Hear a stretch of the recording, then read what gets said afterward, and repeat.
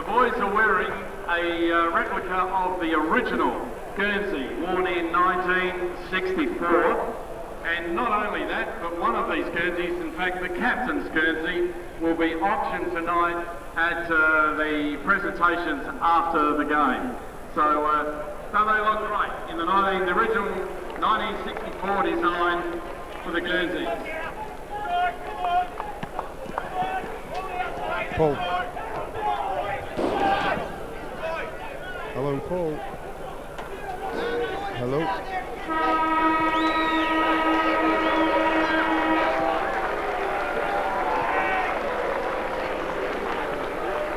We welcome the Woodville West Torrens Football Club very specially today because, as I say, the original game was against West Torrens all those years ago.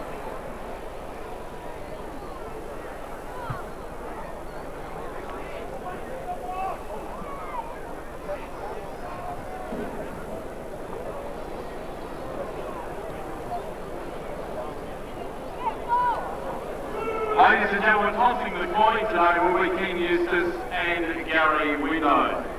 But proceeding...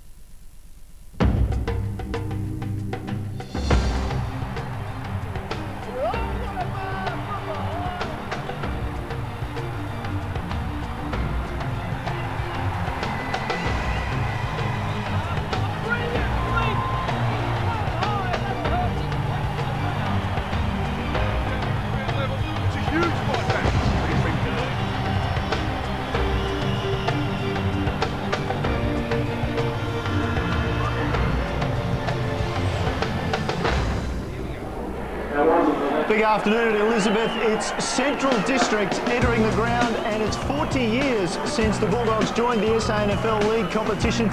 So a big afternoon for the Doggies this afternoon, and they're up against the Eagles. And the Eagles, as we see, coming onto the ground.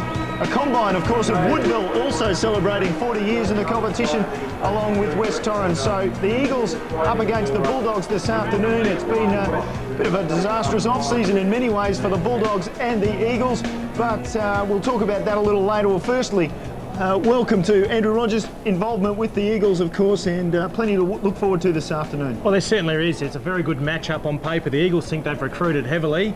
They should be able to match Central Districts in the midfield. And we're just about to go down for the national anthem to get this match underway. Katie Packer singing the national anthem. Australians, all let us rejoice, for we are young and free. We've golden soil and wealth for toil. Our home is girt by sea. Our land abounds in nature's gifts of beauty rich and rare. In history's page let every stage advance Australia fair. In joyful strains then let us sing, advance Australia fair.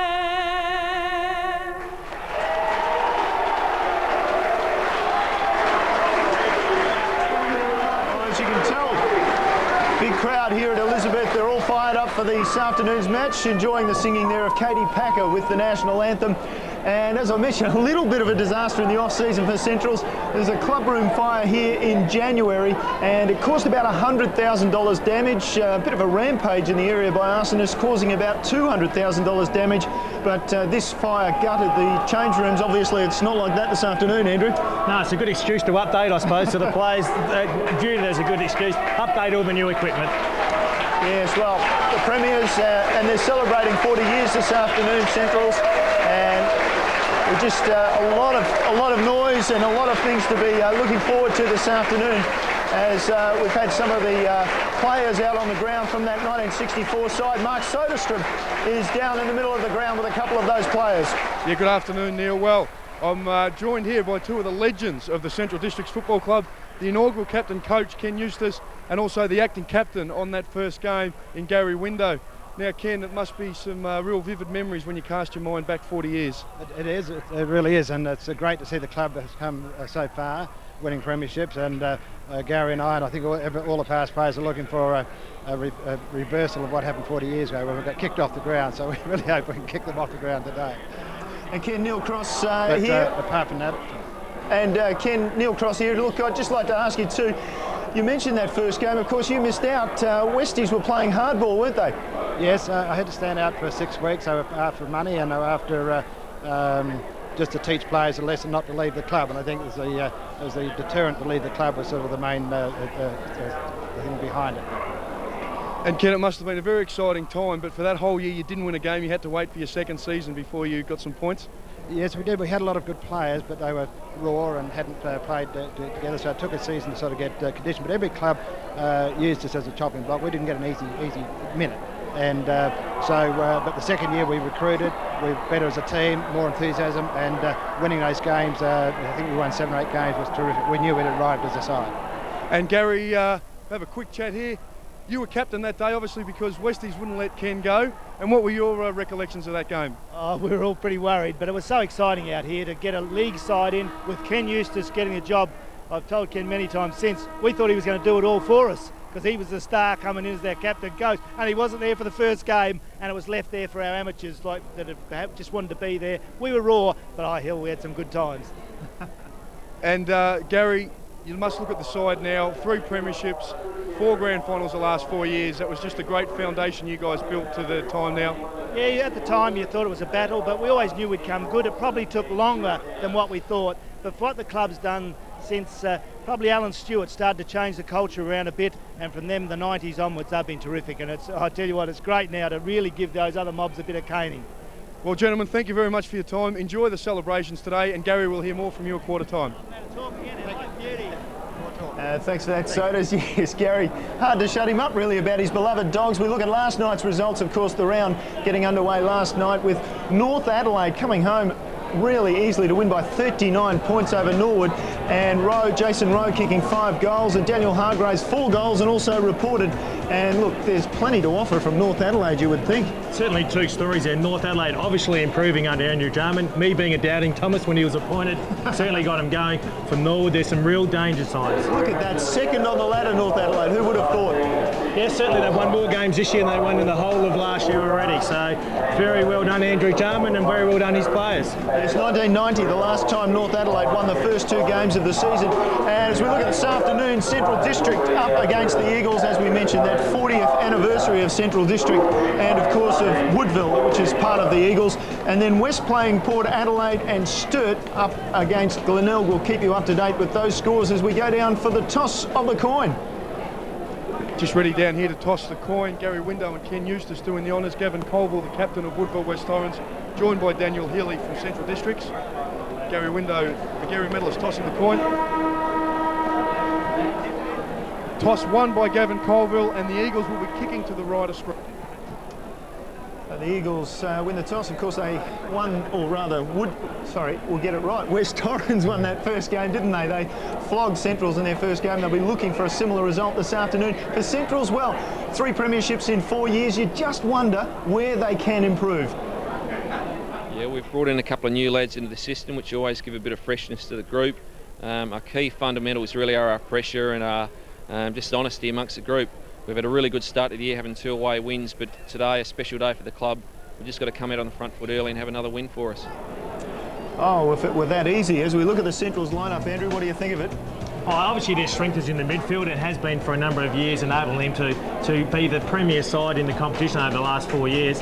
Nick Prokopec is an interesting player for them, a young fella, big, strong full forward, gives them some real direction. He had 6 goals last week on debut, including 3 goals with his first 3 kicks in league footy. And well, for the Eagles, Ron Fuller's got charge of them, of course, in his 4th season. And for them, it was a very bad loss to South Adelaide last week. They broke a 16-match winning streak for Woodville West Torrens against South Adelaide, and you wonder how much that fade out to South Adelaide is going to affect them. Well, the feeling's been good. We've stayed positive with it. We realised that we let ourselves down. We also realised that when we play good football, it's as good as anything going around, and we've just decided to concentrate on each contest as it comes, not get too far ahead of ourselves, make sure we get the next one right. The next one's this afternoon, and this is their lineup this afternoon, and it looks pretty good, doesn't it? They really feel they've added to their midfield strength this year with a recruitment of Latoya, the return of Gavin Colville from injury, as well as a number of other players. They feel they can match Central Districts in the midfield, which is their strength. A big key will be Stephen Hall against Prokopec. I really think that's a key matchup, and I just expect the midfield to go head-to-head rather than any tagging in there. Oh, we'll wait and see. It's certainly the weather for it, Sodas. Yeah, no doubt, Neil. The weather gods smiling down on Central Districts on their 40th anniversary celebrations. Expecting a top of 21 degrees. It's going to be fine, maybe a light breeze. If it's going to favour any end, it will be the left of screen now. Thanks for that, Sodas, and we'll get a look at those Eagles in their new look strips. A bit hard to recognise some of these players. They've also, a couple of them, as is their want, they've changed their numbers. Now, I've noticed Justin Sikalella, number 51 there, just catch sight of him. Another important player, you mentioned the midfield, he was gone. He was off in Victoria, and he's chosen to come back and not play over there this season. Yeah, unfortunately for the Eagles and unfortunately for Justin, he went over there to play for the Geelong's reserve side and didn't really click. Didn't really like Geelong as a spot, so he returned. But recruitment of throw Merriman from Geelong, you throw Coble back from Lee McKenzie returns from Carlton, where he was on the rookie list there. All of a sudden they have got more options in the midfield, and they can match it. It's just whether or not they're quite up to it. It would be a worry. They faded in the second half last week. If you come to the biggest ground in the SANFL, you just got to wonder about whether they're fit enough to match Central Districts in the midfield. Well, you mentioned the 40th anniversary of Central District. Now, if we go back, West Torrens beat them in their first match. A year later, Woodville gave them their first win, and in 2000, Woodville West Torrens gave them their first premiership. So there's a lot of affiliation between these two clubs. Probably the last 4 or 5 years there's been some real rivalry built up between the two clubs. Interesting that Centrals have won the last 8 and 11 of the last 12, but the Eagles enjoy a good record here at Elizabeth, and they've won 9-4 in front. All right, just about set for the start of what should be a very interesting game between the reigning Premier and the Eagles. Here's Michael Maney. Thanks, boys. Looking forward to a brilliant game of football here at Elizabeth. Umpires Carey, Avon and Doddridge. Ground in magnificent condition. The anniversary of 40 years in the SANFL. The Central District ready to go. High bounce by the umpire. Well done, O'Hara. Got it down, Shirley. Couldn't take clean possession. It'll be on early, you would think. Emotions running high at Elizabeth. The Eagles, that fade out that Andrew Rogers mentioned from last week. Daniel Healy's going to spend the first part of the game on the bench. We'll go to Sodas in a moment. O'Hara knocked it down. Ducking the head was Hopwood. To Thomas. To Ware. He looks very nice in the white boots. Long kick. Inside 50. Getting in front. No one can take the mark. That was Shell. Cochrane just jammed it on the boot. Free kick too high. And it will come back to the Eagles. Stephen Hall with the free kick to Bock, running across half back and taking the mark was Skipworth. Skipworth down the line, finds Toyer, the recruit for the Eagles. Could have done better with the kick. Hay, who was outstanding last week, went without it. Inkster looks forward, crowded forward line. Good kick out in front of Filippo. Works his way in front. Well done, Sivanala diving into Stokes, wearing the number 2 this year. Ball paddles toward Ellis on the power list. Ellis, just a little give to Shirley. Shirley kicks it long, but doesn't kick it accurately, but the first score on the board. It'll go, the Eagles are behind. Sodas. Joining skipper Daniel Hilly on the bench is Bradley Symes and triple premiership player Damien Arnold. One of those stories, I guess, the Eagles, it'll be interesting to watch in the second half as much as the first half, because of course of that fade out last week. There'll always be that suspicion that they might do it again as the long kick comes into centre half forward for for Centrals. Over the back, almost picked up, well done. No, it'll go forward again and it'll be into an open goal, and there's a goal coming up, but Daniel Scholl, no, hits the post. Gee, he should have converted that, Andrew Rogers. He really should have. He's for many a time been pushed back late, he's been put forward. He gives them some real structure up forward, along with Nick Prokovic gives them a two-prong attack. Kick out duties.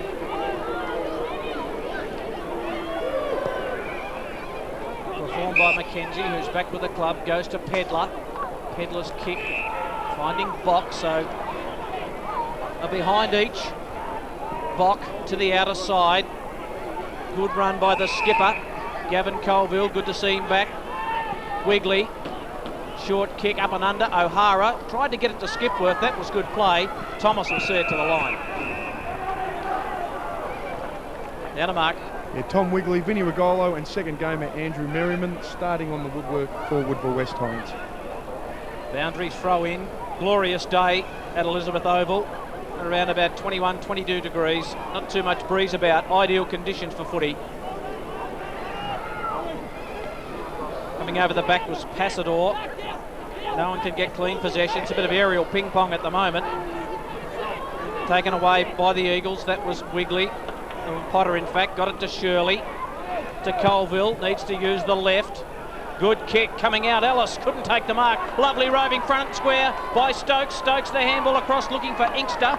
Inkster's got to wait for it to sit. Hay provides a bit of work. Inkster just jammed on the right boot under a bit of pressure. Not too much talk there. Inkster didn't really look and just threw it on the boot. And just an interesting matchup at centre half forward for the Eagles. We see young Dale Ellis playing his 12th game versus Brian Arade. You see Dale Ellis got up high there, but Brian Arade playing his 265th. So Dale Ellis with a lot to do today. We'll throw in the forward pocket, Schooler and Lindsay. Beautiful tap down. Skipworth had nowhere to go. In the end, surrendered the ball, and all the players will surrender the ball to the umpire now as we just glance around. A very good crowd here this afternoon for those celebrations for Central District. 40 years in the SANFL competition, and just the odd Eagles supporter in there as well among those. Here's McKenzie round the corner. Good vision, good spot up. Goes backwards to Luke Powell. Powell will have a look forward, may be able to carry the distance from about 50 metres. He'll kick. Sikalella running to his right. That's where he goes. Sikalella in short takes the mark. Disappointing manning up there by Centrals. Neil, you called it early. I expect the Eagles to get an advantage in the ruck from Paul Lindsay and an emerging Brett O'Hara. Lindsay going forward early. Just expect him to dominate around the midfield, around the forward line with his ruck toes. And Justin Sikalella seems as though he's going to play a kick behind the play as a sweeping halfback. Just ran forward and on the end of a nice pass. Sikalella, club champion the last 2 years. Kicks from 45 metres, carries the distance away to the right. Minor score. Just early opportunities for the Eagles. We saw Daniel Shaw run into an open goal, and Justin Sikalella just started that on the right-hand side of the goalpost. It didn't work back. So just someone needs to kick a settling goal just to get this game on its way. Off to Hyde, goes long, down looking for Schooler. O'Hara, good below the knees, too quick for Ellis. Cochran, very quick to get ball on boot. Potter, short kick, just a wobbly old one, finds Stokes. Shirley shares it with Sikalella. Good vision, saw Powell, ugly bounce. Hay will use Slade, will use Krieg. What they got in front, draws the man. Handball too fierce for Chris Gowans. Sikalella and Schooler. Schooler did well, got in front. Sikalella tried to get it. Chris Gowans to Bellow, had the haircut. Wobbly old ball to half forward. Well done, Pedler. Shell can't break through. Surely a free kick, just about to James Gowans, milked it a bit. Bounce. 4.5 minutes gone. Good to behind to 1. And good to see the umpires there, not just getting sucked in by that reaction to a semi-high shot, just as long as they're consistent all day. haven't done a bad job this year. The umpires, a lot of talk about them during the week in other football circles. Cowan got it down to Bock. Good vision, spotted up Colville. Kick wasn't good. Ware was held without the football. It was there momentarily. Colville just held him up, gave away the free kick. Ware is a pacey player. Effectively replaced Sainsbury this year, you'd think. Elijah Ware. His kick into the hot spot. Lovely kick. Good lead, Cowan. Use of the football by the Bulldogs, their trademark. And Elijah Ware spotting up Luke Cowan on a full burst. Yes, and a great kick out in front of Luke Cowan. Gave him plenty of time to come into the footy. Disappointing from the Eagles that everyone stood back and watched. And that was the one place they love to centre the footy from the boundary. The one place where you wouldn't want Cowan to actually have the footy. Luke Cowan, who booted 8 goals in a game against North, I think, last year. From 50, he'll get the journey okay. Accuracy is there. The Bulldogs get the first of the afternoon at Elizabeth Oval. Luke Cowan, the man with the accurate kick. And it was beautifully set up by youngster Elijah Ware. You can see it just gives the ball some air, let him make his own pace into the footy. Mark McKenzie really hasn't been given a chance, but he looks around for his teammates maybe to come in and help. And so Luke Cowans with a beautiful follow through. He's generally a very good kick for goal, and he gives the Doggies away to their first goal. Interesting opening. 3 changes of lead already. All back in the middle. O'Hara perhaps having the better of it. Bello kicked it out of the middle. The bounce was good. Slick hand pass. James Gowans from 50. Hand pass came from Slade, I think, and it's a goal. That easy for the Bulldogs. And it is a big ground here at Elizabeth, so if you can win the centre square, it does play a big part in how the game's going to go. And just unfortunate here for the Eagles, Luke Toyer got caught a long way behind Slade, who dished it off beautifully. And Gowans just finishes nicely. It has been his trait over the 4 or 5 years he has been here at Elizabeth. If you can't hold the Gowans twins, they're going to cut you up. James Gowans, 4 games for St Kilda in 1999. And then made his way to Elizabeth Oval. Aren't they glad he did? In the centre, Ruckman nullify each other. Toyer got it away to Skipworth, to Passador, who uses Stokes. So the Eagles still searching for their first. Phillippo takes the mark. Yes, he did. The umpire said he held it in tightly. Sam Phillippo had a man on, and it'll be a 50-metre penalty or 25. What is it for that, boys? 50 or 25? As far as the umpire goes back. It's taken him the whole way. He didn't call play on, so I think he might have given him the 50 against James Gowan. So he kicked a goal, he's given one away. Yes, and Sam Phillippo was going to play on quickly there, went to make the motions, but the umpire in fact hadn't called play on, hence the 50-metre penalty. So Sam Phillippo, drafted by Footscray in 92, boots a goal, the first for the Eagles. And Phillippo, they've got a bit of a reasonable forward line up there, Andrew Rogers, with Passador and Phillippo, and Inkster can feed off the pack, and Nathan Bock floating in there with Lindsay, who's going to rest as well. Yes, it is. It's very much a tall, structured forward line. They have 4 tools as they play forward. You can see the infringement there as James Gowans came across the mark before the umpire called play on. Sam Phillippo, an important player for the Eagles. Generally, if he can get 7 or 8 possessions, he's going to kick you 4 or 5 goals. A very good kick for goal. Here we go again. Centre break calls the day at the moment. Come down into the turf. Over Schooler, but O'Hara comes straight over the back. Passador was in off the square, gave a quick hand pass too slick for his teammate. We'll get another bounce down. And importantly there for Mark Passador, the player was too hard to handball. He had to actually turn and handball. He was better off giving to his field of vision. O'Hara and Schooler at it again. Over the top, thump forward. That was pre-arranged by the Eagles, and they did it well. Passador got the hand pass out. Toyer under Powell. Stokes, in fact, it was. Stokes forward looking for Phillippo. Thumped it to McKenzie. He's under siege. He'll be taken to ground, and we'll get another bounce inside forward 50 for the Eagles. Still very promising out of the middle. It certainly is, and Matthew Stokes has been heavily involved. He seems to be the player that's generating the run. Schooler tries to hook it back. Stokes couldn't take control. Skipworth did. Ball smothered. Schooler. Hand pass wide, looking for Thomas. Punched it forward. Ware was quick. James Gowans, nicely done. They work the ball wide to Slade. Back in the middle, he's got a runner. And just finds that runner in Hay. Now Bello, this side of the ground, they switch it well. This will be Chris Gower. No, it won't. It'll be Surgeon. Surgeon off the left foot. Inside forward 50. Long kick, that looked to be holding. It was grabbed one side of the line, then the other. No, it wasn't according to the umpire. Shell will take the mark. Had my suspicions about that one, but Daniel Shell will line up for goal from an acute angle. I think if we see a replay, I think your suspicions are probably correct, Neil, but that's the umpire. He was unsighted there. Now Dennis just needs to think this through. Oh, he thought it through pretty well. No, he didn't. Not quite. Just hitting the post. Let's have another look at that. Could have got the free for the holding. Oh, maybe he did complete it in the field of play. In any case, it's a minor score. As you can see, Central bring it beautifully out of defence here. They transferred the play to Surgeon to kick it long. And it just puts so much pressure on the Eagles' defence if they move the ball quickly and they create one-on-one contests in their forward line.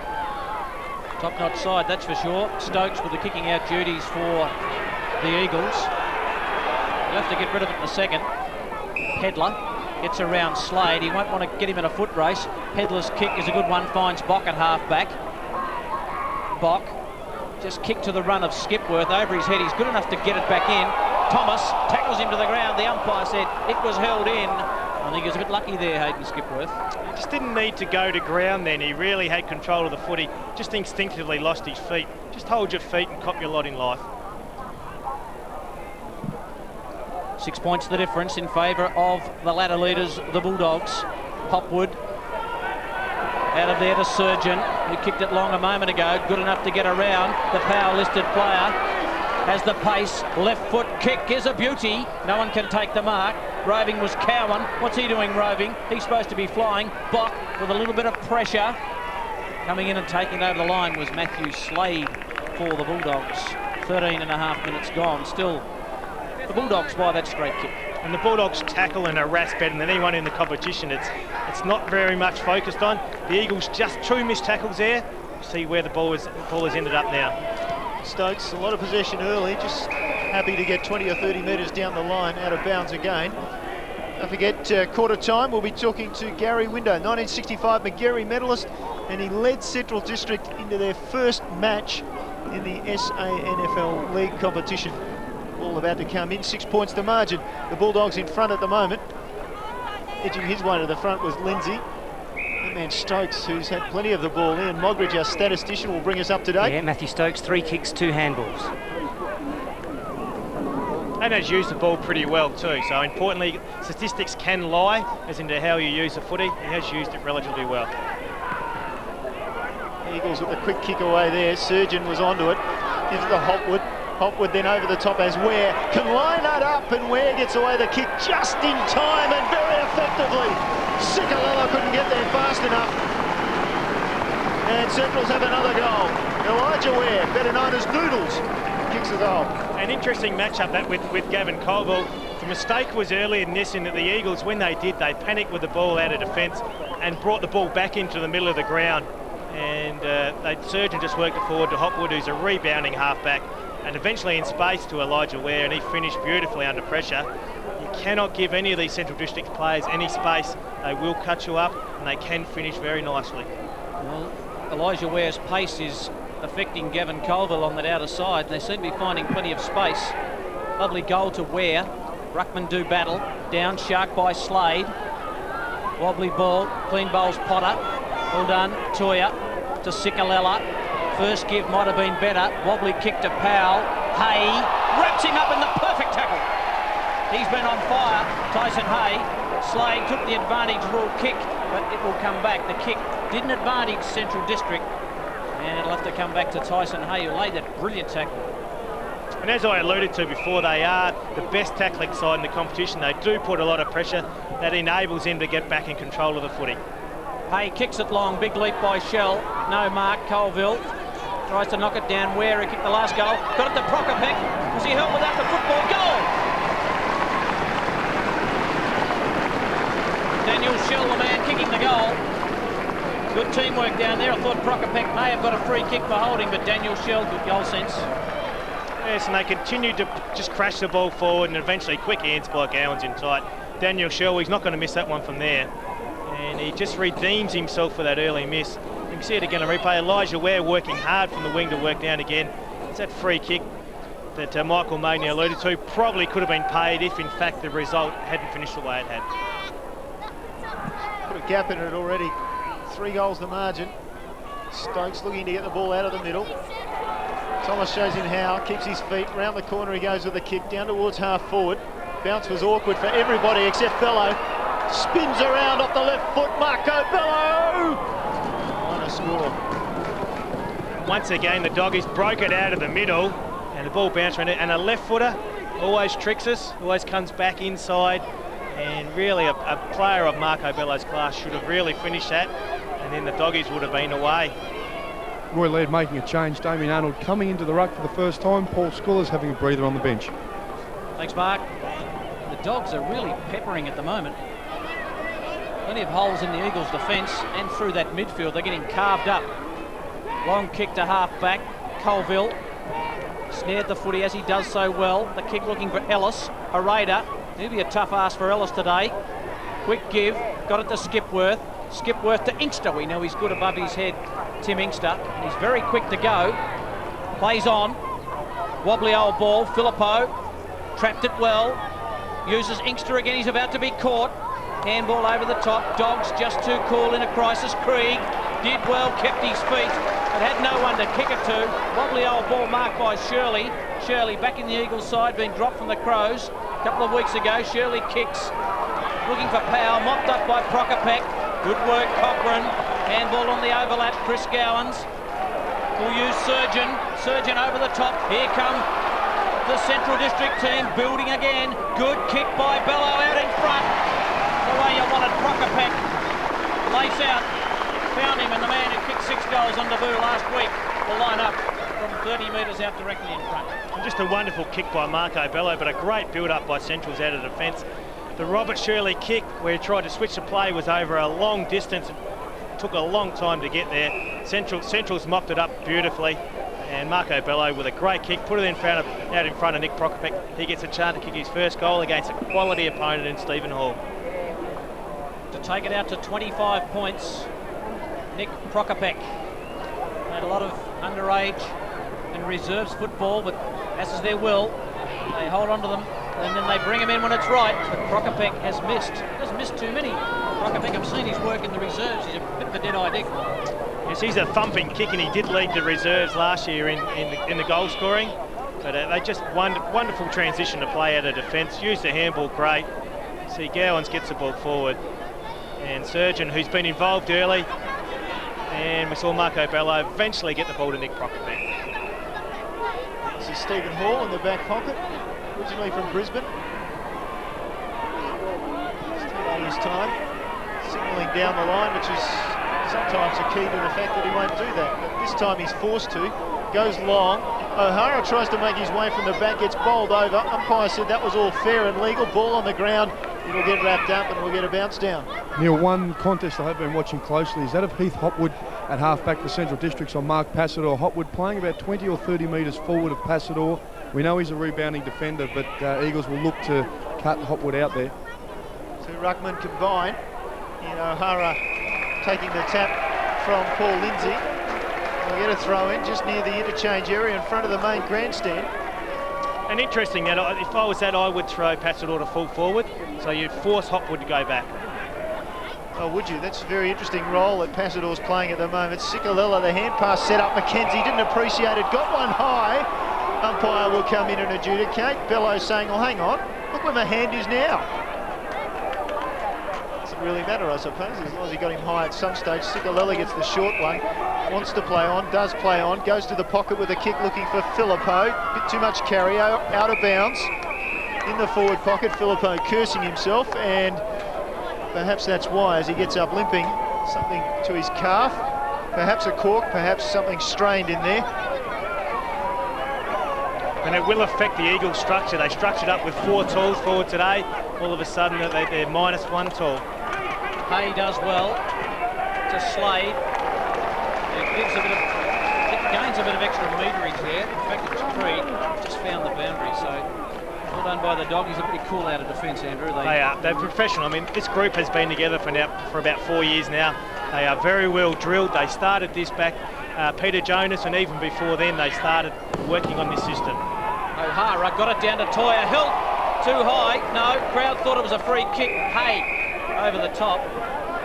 And the ball will be thrown back in. Luke Toya, I think, has just decided, well, OK, boys, let's have a bit of a dip at this. And it needs someone to stand up here for the Eagles, someone to have some leadership so that they can arrest this margin. Powell, wearing the number 7 this year. Inkster, copped one high. Advantage rule not played. Regolo was off. And Inkster, a bit of an elbow in here. Let's have a look. Pretty high. Inkster kicks it long at the back. Lindsay couldn't take the mark. Rove by Skipworth. Somehow got it to Stokes. He knows how to kick a goal. Stokes, and just a bit short. The mark taken by Ware. Where the half forward is on the last line of defence, and Centrals will run this one out as best they can. Hopwood feeds it onto Cochrane. He looks up. He's got a short pass over the top to Surgeon. He can play on with a hand pass over the top if he wants to, or indeed he takes the kicking option. Down to half forward. Shell squares it up. Kick wasn't perfect. Bello got the hand pass over. Finally it comes to Chris Gowans. Gowans feeds it off as well. Cowan around the body, just misses. Such a build-up, so quick from defence into attack Centrals. I think from the Eagles' point of view, it was a little bit too easy as well. You see Sam Philippe getting some work on his left calf. They was just way too easy. They were able to set up a loose man and there was very little pressure. Mackenzie's kick chopped off by Surgeon, who claimed the mark. Handball back inboard. They've got to work the Eagles. They do so. Brilliant smother. And working hard there was Daniel Healy, the skipper. There's Marco Bello just on his haunches. Copped one a moment ago. And I alluded to little 1%ers in footy. As I said, the Dogs do it better than anyone in the competition. It's very much an oversight. Everyone looks at their gun midfield, but they do the smothers, the tackling, and just the harassing better than anybody. Prokopek got it down to Mackenzie, who just threw it on the boot. Surgeon, is he playing a game? Surgeon just off target to the left-hand side, and he is getting so much of the football, Jacob Surgeon. There's a few blokes running clear, Andrew, but they've just got to man up the Eagles. Jacob Surgeon, 8 possessions. I think both wings where Elijah Ware is causing Gavin Colville some problems. Just once again there, the Eagles, Mark Mackenzie threw it on his boot. What they need to do out of the fence, if you're under pressure, kick it long, hard and high, so at least you can make a 50-50 contest. Pedler dropped the easiest of marks. Now they're under pressure. Merriman's on the sideline waiting to come on. We'll get to him in a moment. The Eagles do get out of defence, or outside their defensive 50, but it's coming straight back in. James Gowans tried the bounce hand pass, didn't quite come his way. Sikalella working in defence as well. Shirley. There's no easy possessions for the Eagles out there as the ball is finally cleared towards the wing. Daniel Healy's on for the Bulldogs. Punched the ball to the ground. Skipworth roved it well. Skipworth puts the ball out in front. Too far out in front. Krieg wraps it up at the back. Now Healy off the right foot. Gee, that looked awkward, and it was. Ball back into the middle of the ground. 50-50 contest. Slade roved it. Now Colville. Slick hand pass Colville. And in turn it goes forward again. And lining up from 35 metres. Finally a goal. Matthew Stokes. Well, they worked very, very hard for that, and finally it came clear, and Stokes got on the end of a hand pass, and the Eagles have another one. They certainly do, and it's very vital this stage of the quarter where they get back involved. Good hands just in tight air, instinctive give there by Gavin Colville, and a forward handball by Hayden Skipworth. And Brasso just took his time, just assessed his options, saw that the Central District's defenders weren't coming towards him, so he needed to kick the goal. So just a steadying goal there for the Eagles late in the quarter. They've just been missing so many targets, the Eagles. They've had men running loose, but they haven't been able to hit them. James Gowans, kick was smothered. Where the good play finds James Gowans. Well done by Shirley to Skipworth. They need to work hard. Colville's kick chopped off. James Gowans once again to the run of Slade or Ware. They left it for each other. Ware's got it. He'll kick it high, hoping for a mark. Over the back Potter. Well done, Hall. To ground. Sikalella caught high. Well, the umpire bounced the footy. I think he was caught a bit high there, Justin Sikalella. He'll get the free kick from deep in their defensive zone. Sikalella goes short to Toya. That's a poor kick. Their field kicking has been, well, dare I say it, some people have got in trouble for this during the week. Disgraceful. It certainly has. It's been a combination of the Central District's pressure, but also the Eagles just quite haven't hit targets. And if you're not clean through the midfield, the Central District will hurt you on the rebound. Well, they've heard him several times today, haven't they? As the ball thumped towards the sideline and over.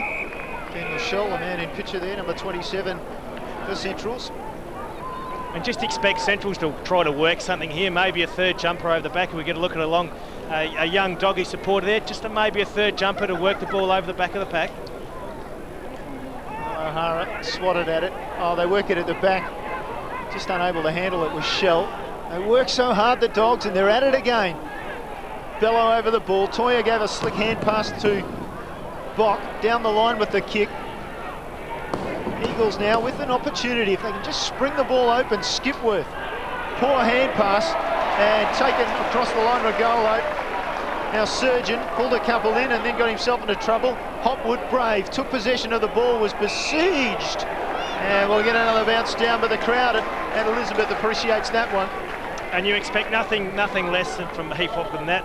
There's the tackle, and then all of a sudden his second effort to get the ball again. That's why he's a two-time, in a premiership, two-time best and fairest winner.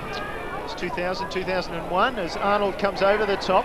Surgeon, slick hands, James Gowans. They go forward again. Left foot doesn't worry James Gowans as he puts it up the half forward. Schell should have taken that perhaps. Potter at the back, going for the boundary line. Can they get it across there? The Eagles desperate in defence. Possession, still they've kept it in, and still they're in trouble. And James Gowans wants a free kick and gets one. Holding it in, James Gowans looks to play on quickly. Umpire still hasn't called him, looked to be a long way around. Elijah Ware is sitting by himself in the middle of the ground, takes the mark. He'll have a couple of options short, you would think. There are Dogs everywhere. He goes short, all too much carry for Schell, who picks it up anyway, drops it. Umpire still calls play on. The hand pass comes back to Ware. That was awfully short. Umpire says it was 15. And so Daniel Healy, the skipper, will go back and attempt to put the margin out to 22 points. And he's a thumping and generally a beautiful kick for goal. So that late goal the Eagles got just previously could well be equalled out by this kick. Healy stabs at it and hooks it to the left. In fact, way left. That was an awful kick and totally unexpected from a guy like Daniel Healy, who's such a beautiful kick. Yeah, probably just lack of footy there. Hasn't played a lot this pre-season, had an interrupted pre-season and just hasn't played enough footy yet to get back into his normal groove.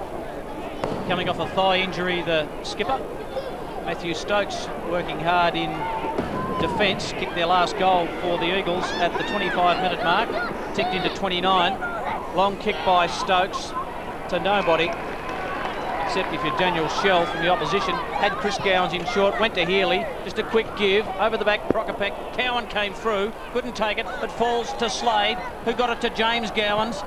Long kick, while the Bulldogs is through.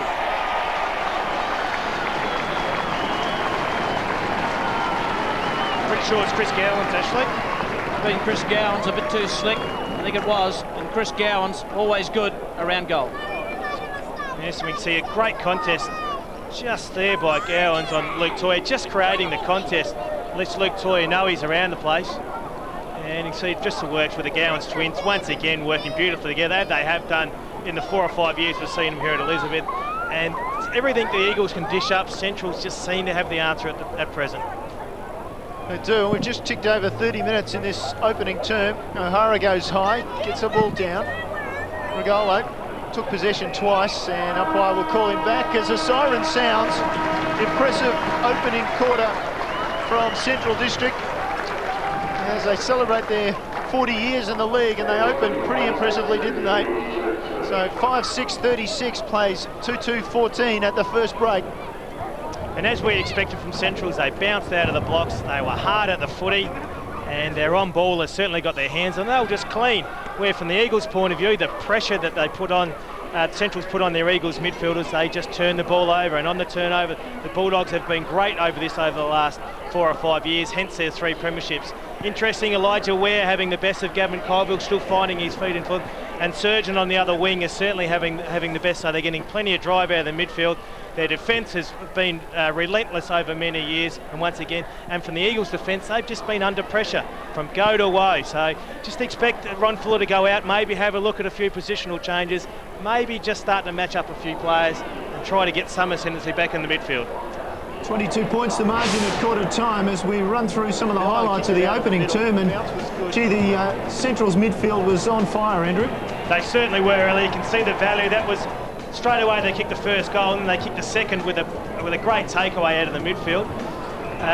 Matthew Stokes has been a shining light for the Eagles. He's certainly used the ball well, and Sam Philippou, prior to going off with his calf injury, just finishes off with that nice goal. As you see here, just a grab inside the line by Daniel Shell. He's been impressive first up. And Elijah Ware, a live wire across half forward. He has, and probably Gavin Colbert, as I said, still finding his feet in football after having a knee injury last year.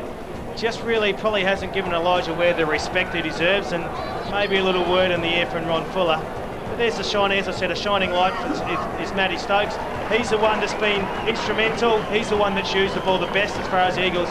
They certainly need Justin Sigalella and fairly others to get involved. So look there at quarter time, plenty of goal kickers, as is Central's way. They seem to be able to produce goal kickers across the board, even from half back, and the Eagles, well, they've struggled up forward. They certainly have. They really haven't had the ball delivered well to them. The inside 50s are 15-7 in Central District's favour, so the Eagles really haven't done too bad since they've gone forward. But just late in that quarter, their on-ball has really dominated. Interesting that the possessions are very similar, which says to me that the Eagles have overused the footy, but also lots of their footy is generally under pressure. Thanks for that, Andrew Rogers. Well, joining me, the 1964 acting captain on the first match that they played in league football for the Bulldogs, Gary Window. Welcome, Gary. I guess, look, a day of remembering a long time ago now. Thanks, Neil. Yes, it is. It's been brilliant today. The club's really gone out of its way, and a lot of the 64 side back here, when we played the Eagles at Thebarton that first day, a lot of memories, and they're getting larger and larger, and it'll be a long night. Look, some of those memories contained in a book that's just been released, an almanac of what's happened to the Dogs over those 40 years, of course, featuring on the front cover the 2003 Premiership team. Now, look, we've only got a couple of minutes, Gary. I know you can talk forever about the 1964 days, and that's you on the right there. What a handsome-looking bloke, working for the PMG. How's that? Absolutely brilliant, eh? No, they were good days, and that almanac for any Central supporter, in fact, Robert Laidlaw's put a lot of work into that, and to get a publication like that, it's an absolute ripper, and we've all got one, so everyone get out and buy them. They're terrific. And you didn't win a match in that first year. It must have been a struggle. Yeah, but we've talked about that a lot, but we thought Ken Eustace was coming. He was the star. He'd do it all for us, but he wasn't cleared for 6 games. Yeah. And we had a battle, and we had a lot of young lads from this local area tried our guts out, but we had some good sides beating us. Look, you mentioned Ken Eustace. He's here, of course. We spoke to him before the game. There was a parade of past players, some of the more prominent officials as well as Ken Eustace and yourself going around. It was, you've had a lunch as well. Yes. It's been so much celebrations. Do you think the players can concentrate at all? I felt sorry for them because you don't like that, do you? When we went in and watched the league players before they went out on the ground, felt a bit sorry for them because we all yahooing and trying to get a kick and everything in there, and they were concentrating on the game. But they're a very good side, and they, as you can see the way they're playing, they've got it all going in gear again. Look, 4 decades, also 4 decades, I guess, for you of your involvement in SANFL footy. It's changed a lot, hasn't it? Certainly. Well, you know that, don't you, from your time. It is amazing. And you can see these players out here now, the way they tackle. The tackling's improved so much, and their run, especially, as you mentioned, the call from half-back is absolutely amazing. Sonny Murray we saw there, the first player to play 200 games for Centrals. Again, another favourite of the crowd out here, and 2 of the big administrators of the game out here. Oh, Norm Russell there and Les Theaters. Norm was there right from day one and started the whole dream going. Sonny Murray, I must mention, was absolutely brilliant. He was just one of those players. He started on a wing, ended up to be the best back pocket in Australia, I reckon. He was a great player. And as we go forward, we must look at last week's winner of our tipping competition, of course, and congratulations there to Rob Forrest of Modbury. I didn't think we had his address, actually, but well done to Rob. And he wins tickets, of course, to the SANFL Grand Final this year and a signed football by the winning team. We're going to arrange that. abc.net.au/SA Footy. Get on and get your tips in. You will notice that it was actually my wife's responsible for that tip last night. I actually was the only one to tip North, so I've got one ahead of everybody else. And joining us on the sidelines, Mark Soderstrom. Who have you got down there? Yeah, Neil, I'm with Brent Fruin, Eagles defender. Brent, you've had a pretty interrupted pre-season. You played in the reserves today. How's the body going? Yeah, not too bad. I've played 2 games back now, so hopefully won't be too far away. And age not creeping up on you at all? No, not at all. Only 26, mate. Beautiful. Now, a bit of a flat start by the boys. Probably lucky that you are as close as you are at the moment. Yeah, probably just a couple of skill errors coming out of defence, I think. Yeah, just coughed the ball up and they turned them around and put them through the big sticks. All right, mate. Well, we hope to see you back in the league side soon. Thanks, Otis. So Eagles coach Ron Fuller, not particularly happy with the skills of his team, asking the boys to be a lot cleaner, put some pressure on the Central District's midfield because they really are cutting them up at the moment. Sam Philippou got a knock to his calf. He's had it iced up, but the medical staff are hopeful that he will return. Thanks for that, Sodas, and thanks to Gary Window for joining us. You kept it short. Well done. You made me do that. Well done, Neil. Well done. Here we go with the second quarter. Well done, Neil. Well done, Gary. Bounce. Knocked down O'Hara, Shirley. So the Eagles look to build something early in this second term. They'll need it. Tough defence, Krieg. Thought he got one on the way through. Well done, Ellis. Got it away to Regolo, who started off in the pine. Kick around the corner. No one could take the mark. Passador's there for the Eagles. Played for the free kick. Hay, who's been in outstanding form. Good kick on his non-preferred. Got a call from Bello, outer side. This running game of Centrals in full force. Krieg finds Slade. Outer side wing is about to be shut down. Uses Thomas. Thought about ducking onto his right. Got it back to Bello. So Bello's kick needed to be good to Shell and was out of bounds on the full. At least the Eagles putting a bit of pressure on Andrew. They should, but also the Doggies use the ball so well. It's important that the Eagles try to force them wide. And then on that occasion, obviously, they forced them wide and got the recipient of a free kick. Pedler found Mackenzie, outer side wing. Eagles trail by 22 points. All the Doggies in the first quarter. Mackenzie looks for Colville. He'll need to be a little bit more accountable on Ware in this second term. Ware having plenty of the football. Colville uses Toya, gets around Ware well. That's good skill. Toya just drills the pass to Skipworth on 50. What's he got in front? Box running for him down the outer side. But he's held onto it for an eternity. Colville 9 possessions, Ware 8. There you go. That shows you how much of a judge I am, Moggy. But I think Ware might have been a little bit more damaging. I think Colville perhaps getting his in the back half. Skipworth from right on 50. Now you would think, will he get the journey? What am I about to say, Andrew? Well, generally, if he times it, or if he tries to kick the ball too hard, I think he won't get the distance. He just needs to time the kick. This will lift spirits. He runs around Hay. Kick smothered. Well done, Bello. Powell just fends off. Skipworth's got another chance. He'll go in short. And Inkster takes the mark. Well, he made amends, Hay, to Skipworth.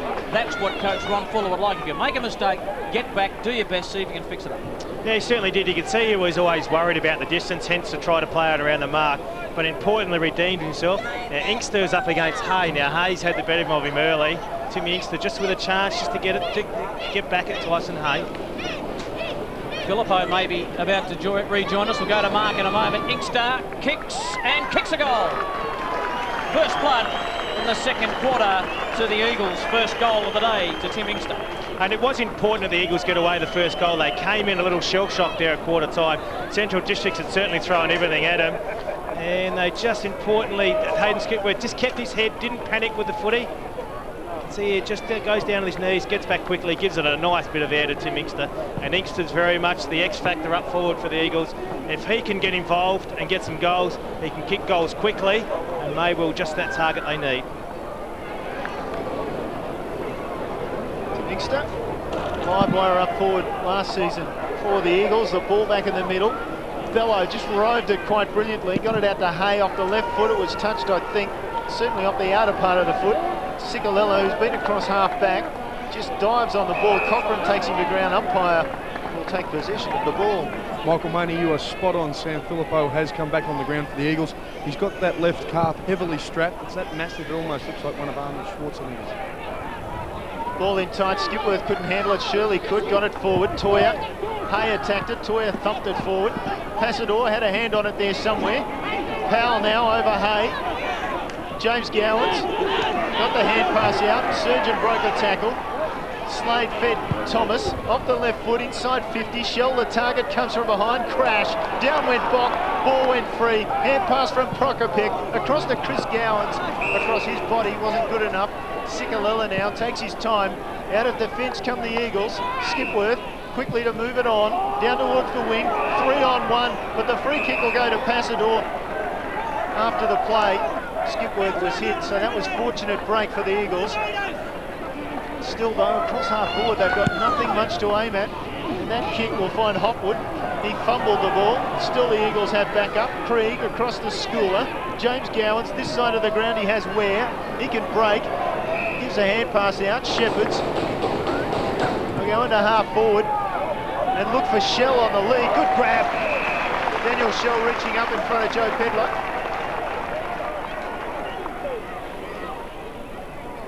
The weight is on for the players forward of the play.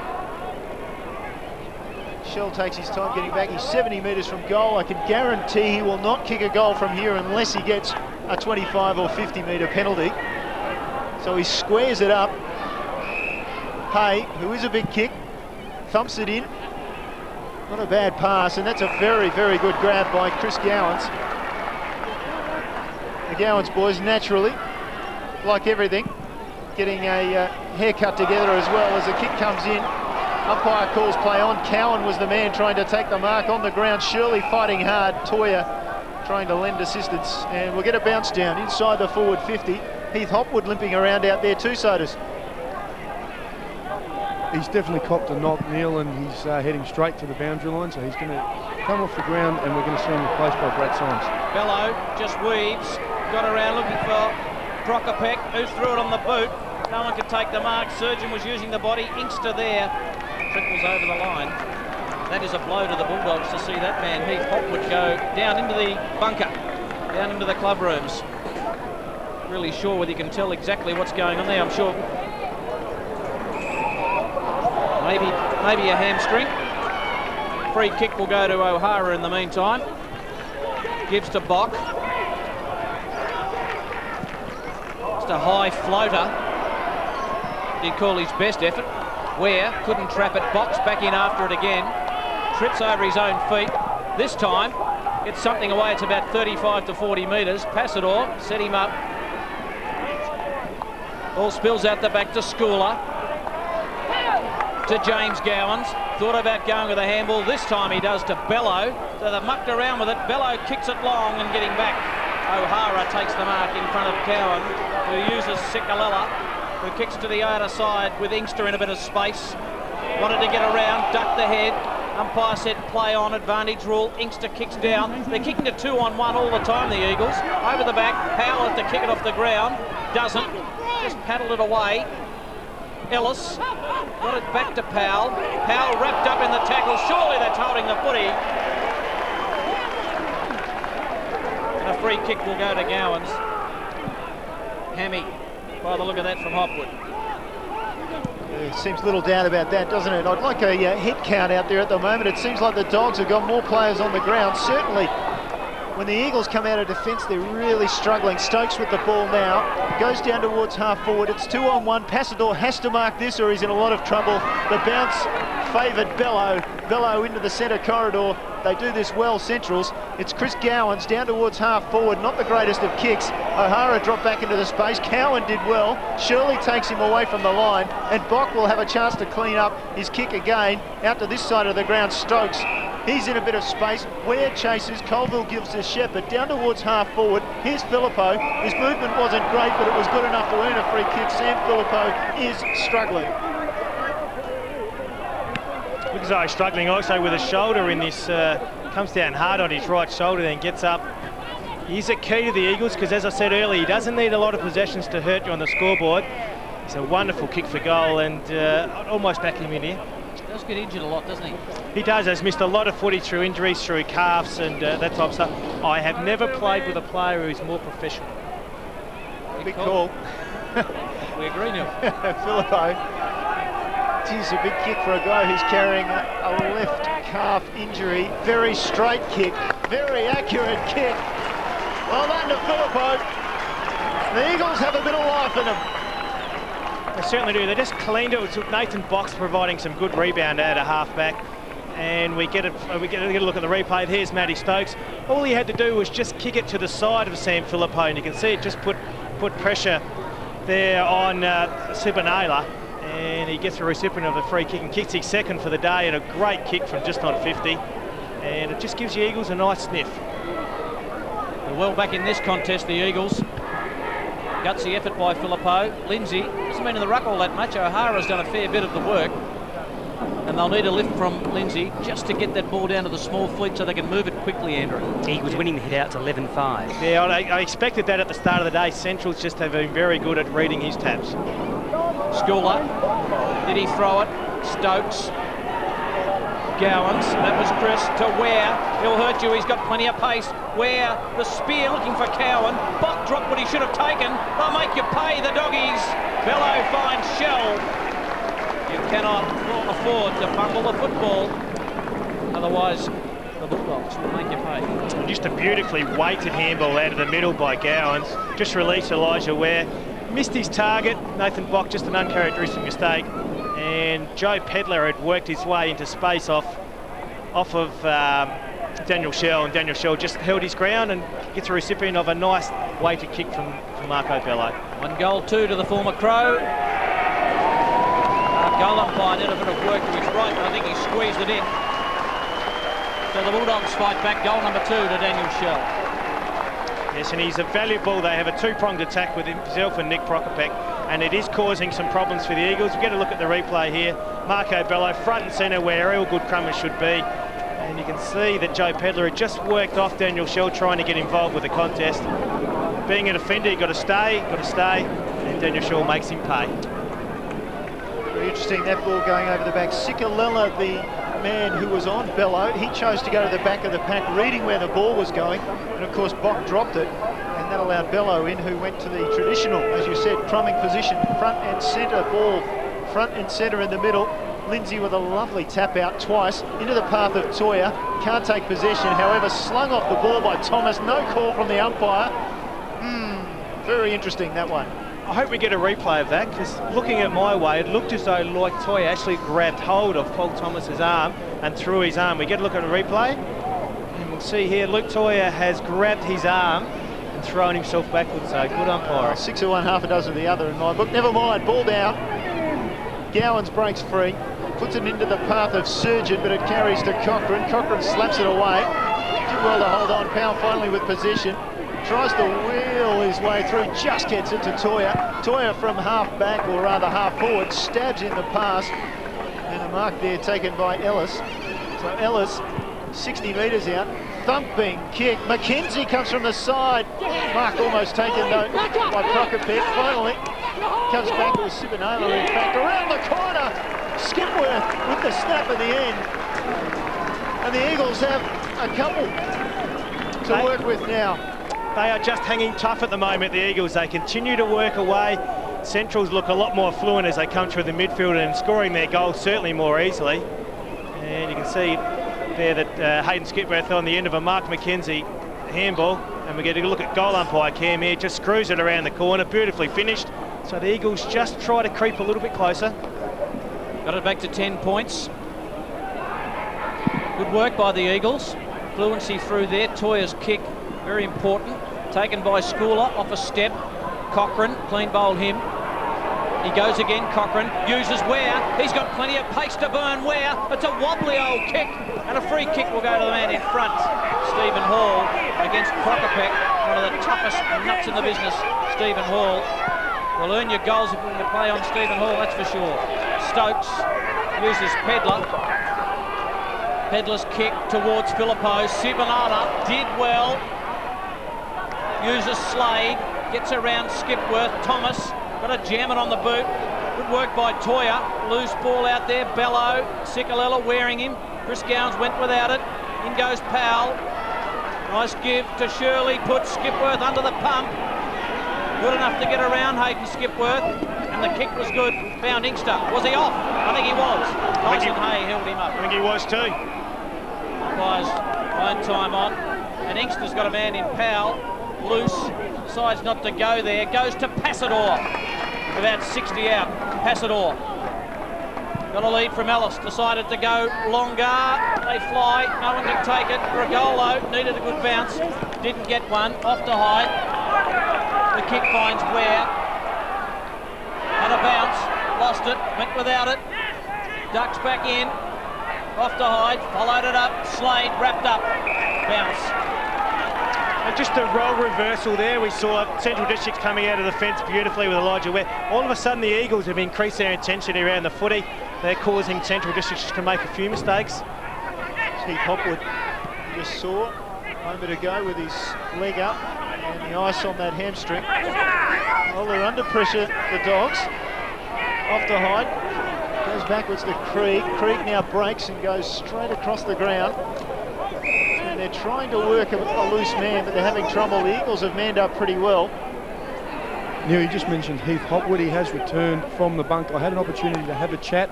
He has done damage that hamstring, as you did predict. Pretty serious damage, so we certainly won't see him for the rest of the day. Sam Philippou has come off for the Eagles, and that shoulder looks to be giving him more problems than the calf was originally. Here's Ware inside with the hand pass. Took its time getting there. Thomas was good enough to get around and get it back to Ware. Ware will be shut down by Stokes just as he gets the kick away. Enough pressure from Stokes to force the turnover in the end.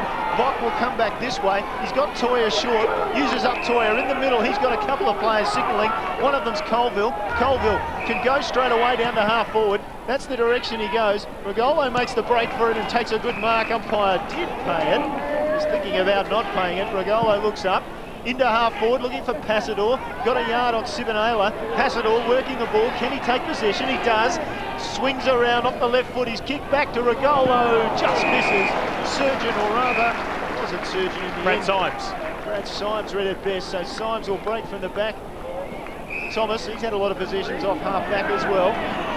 Chris Gowans decides to go wide with the kick to Healy. Took a strong mark. No, umpire called it a free kick. Ironic cheers from the crowd, perhaps. Happy to get a free kick for Daniel Healy, their skipper. Healy boots long, that penetrating left foot. Crockerback, or was it? Shell went high. Sikalala has done all his work in the back half. He's playing at half back. And the resting Rovers, Colville to Bok. I'll get you to a point from you in a moment, Andrew, about Colville and Ware. Kick forward, Regolo just inches off the ground, paid the mark. The second one he's taken in this quarter. Shirley, well, their use of the football has been less than competent this afternoon. Hay took the mark. Healy out of side. See what the difference is. The way Centrals use it short. To Surgeon, who got around Lindsay with ease. Surgeon kicks it long. The fly from Shell. No one can take it to the back hall. Kicked off the ground by Cochrane. Wobbly old ball. It'll just trickle out of bounds. How long can Ron Fuller keep Gavin Colville on the pacey Ware? It's a very much a balancing act, isn't it? Because Gavin Colville, as I said, finding his feet back into SNFL footy. Do you try to destroy him and his confidence as we get a look at Ron Fuller? Do you try to... No, he's working his way back. He's building his confidence. You take him away now and all of a sudden, you know, you just delay his recovery. So it's a balancing act. To think about for Ronnie Fuller as a ball comes in from the ruck contest. Dello was about to sneak away, forced to give up the ball. Luke Toya sitting on the bench, perhaps part of a rotation. So does, I would have thought so anyway.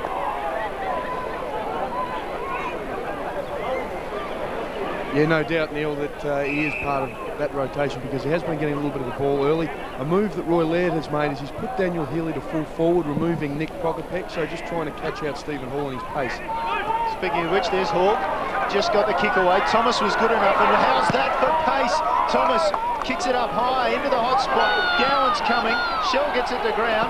Off goes the kick from Colville into space. Powell leads the chase for the ball. Surgeon hot on his hammer. Powell content to go to the boundary, and in the end just got it over. Although perhaps in the end he would have been happy to get the hand pass away to Wrigley. It's like Stokes has gone to Ware, Andrew. Yes, I think it's just dragging him down the forward line. Another interesting matchup is Paul Thomas and Hayden Skipworth. They seem to be running together. Probably Paul Thomas doing a pretty good job. Sikalella picked up that ball, couldn't get away a decent hand pass. Surgeon was quick, got it to Healy and back to Surgeon. Looks inside, he's got James Gowans off the left foot. Gowans just puts it up, hopes for a mark. They come hard. Shell couldn't take it. Coming in there late was Thomas. Off the ground, Bock did exceedingly well just to get the ball outside the forward 50. Wigley now stands up, takes possession. Apologies to Wigley, it wasn't him, it was Potter. He did well. Down to Skipworth off the left foot, down towards half forward. Skipworth unable to get a good bounce there. Does well though, gets it out, and they'll go forward again. Well done by Matthew Stokes into half forward. Inkster, who every time he's got a mark is wanting to play on, and gee, there is nobody in front of him but 4 Centrals players. Passador makes the lead and then goes back, as you saw there. They're taking their time. Inkster needs to kick the goal now. He's taken his time forward line. Centrals have worked back into the spaces. He needs to kick the goal. 50 metres, he'll put it up there. He won't make the distance. Ball to ground, rode by a goal. What a goal! So another one for the Eagles. They keep on keeping on, don't they? They've managed to get this margin, 22 points at quarter time, back to just 4 points. And they are persisting now. That was a set play by the Eagles. Yeah, Tim Inkster didn't really kick through this footy. All he tried to do was kick it to the top of the square. And you can see Vinny Regalo didn't get it. Gavin Colby was going to get it. So a set play works very well for Ron Fuller. 4 goals to 1 in this term. Big turnaround by the Eagles. They trail by 4 points. It's been an improvement in their skills. Certainly has. They are using the ball just fractionally better. They've had plenty of it. Back in the centre. Ruckman do battle. O'Hara. Sikalella's gone onto the ball by the looks of things. Can't get through. A couple of dogs have got him. Making all the play, Justin Sikalella. Just see him back in the midfield. He's played mainly as a backman in the first he certainly has. Part. Looks as though he's going with, see Roy Laird in passive, not really showing too much emotion. Looks as though he's running with Marco Bello. Healy. Well, ticky Touchwood there, I think. It's a clip behind the ear, technically there. Healy from half back. Always gives them something. High kick. Cochrane plays pretty tall. Well done, Sikalella. Use of the football. Out to Skipworth on the bounce. He'll get a kind bounce, you'd think. Ground in magnificent condition. Skipworth, his ability to be able to change direction quickly is amazing. Short kick, sets up Wigley. Ball just dropped into his lap. Tom Wigley on the ground. Spearing kick, looking for Ellis. Well, they just weighed it all up. Thought their way through it. Got the kick to Ellis, and Ellis will kick from 20 metres out directly in front. And better usage of the footy there. It was beautifully weighted kick by Hayden Skipworth and by Wigley. But you can see there, Dale, it's been an interesting matchup with Brian O'Reilly. They really haven't used Dale Ellis well enough. He will probably be a little bit too fit and a little bit too mobile for Brian O'Reilly. On the Powers rookie list, Dale Ellis. Goal umpire does enormous work to his left. And you would expect he must kick them. And Ron Fuller, I agree with you. Yes, he's not happy with that. But Dale Ellis, being on a Port Power rookie list, needs to get some type of... he needs to have the same approach every time. He needs to religiously go through 7 or 8 steps and have his shot for goal. Hayden Skipworth, 7 kicks this quarter, 10 kicks, 5 handballs for the game. One of the top possession getters in the league last season. Hayden Skipworth continuing on that tradition.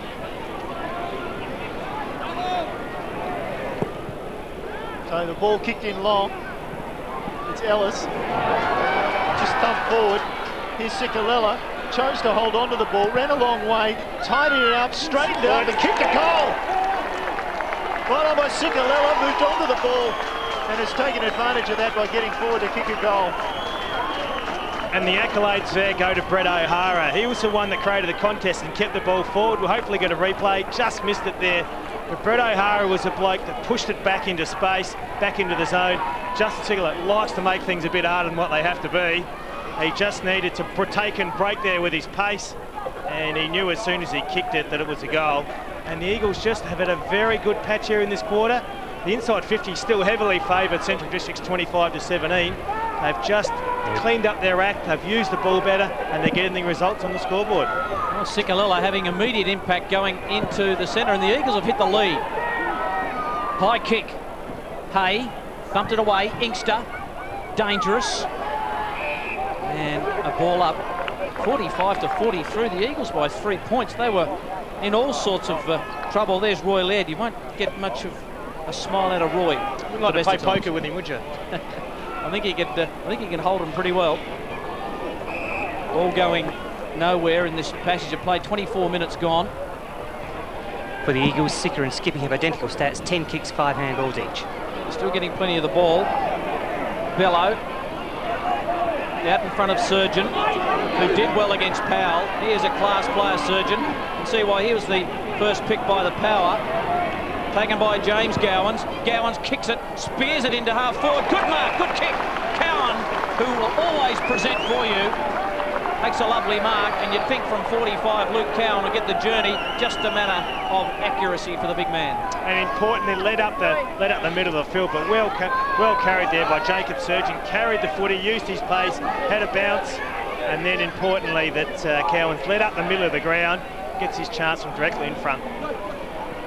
Luke Cowan, kicked 1 goal 1 so far from 45. Good looking kick, although it's tailed away. Goal umpire, plenty of work to his right, so they miss another opportunity, Centrals. And here's a thumping kick. You can see they kicked that from just inside 50 and it cleared the fence behind the goal, so well and truly kicking from 60. But the Eagles just keep persisting here. If they can just keep it together here for these last 2 or 3 minutes, then they go in and maybe just have their noses in front at half-time. Eagles by 2 points, just their noses in front at the moment. All of the back though comes for Centrals. They pump it along from behind. Bach couldn't take it, but Shell could. Well, he just stood his ground and judged it so much better than his 2 opponents. Ron Fuller would be frustrated by that. I was hoping we would get a shot of Ron Fuller because Nathan Bach has been good in this first half, provided plenty of rebound. Certainly had the jump at it.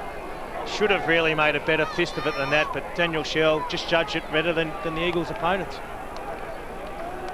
Now Shell on the half-time siren. Belts away, doesn't disturb him at all, nor should it from that sort of distance. A goal, and the Bulldogs take back the lead. Shell gets his 3rd for the afternoon, and at half-time, Centrals have a 4-point lead over the Eagles. And doesn't that hurt the Eagles? They've worked really hard to work themselves back into this game. They've won the quarter, they were 4 goals to 1 in the quarter. All of a sudden, Shell gets a late goal, and all of a sudden, it gives the Centrals the lead at half-time. Yes, 4 points the margin. The Doggies, they look superior for a lot of that half, but in the end, they've only just snatched back the lead at half-time by 4 points. Andrew, take us through those goal kickers in the first half.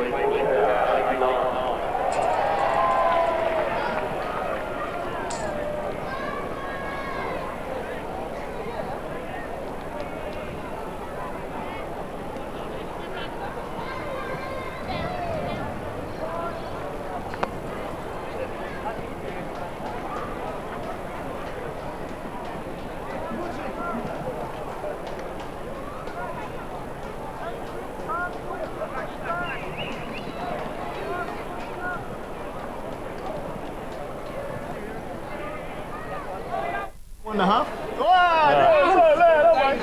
Children, stop it. Okay. Just keep it there while I try and make myself not look bald. Isn't that ridiculous? Works for me. The more hair than you can poke a stick at, it makes me look bald. It's ridiculous. Just got to put your head up like that. See the top. I don't know about your tricks. That's because you're worried about over the back though. See, I'm going for a problem. Oh, sorry.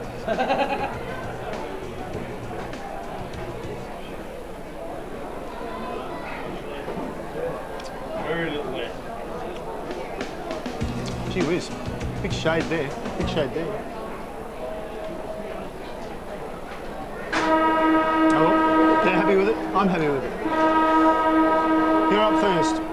Talk us through those goal kickers. Quick look at the stats. Where are you putting in the half-time scores? The other games. Okay. 20 seconds, and this is for Andrew to do goal kickers and stats. Goal kickers and stats in 20 seconds. So I'm going to go through the whole lot. Yeah. Okay. So don't mention them individually, just say technical shell will stand out. 8, And so 6, 5, 4, 3.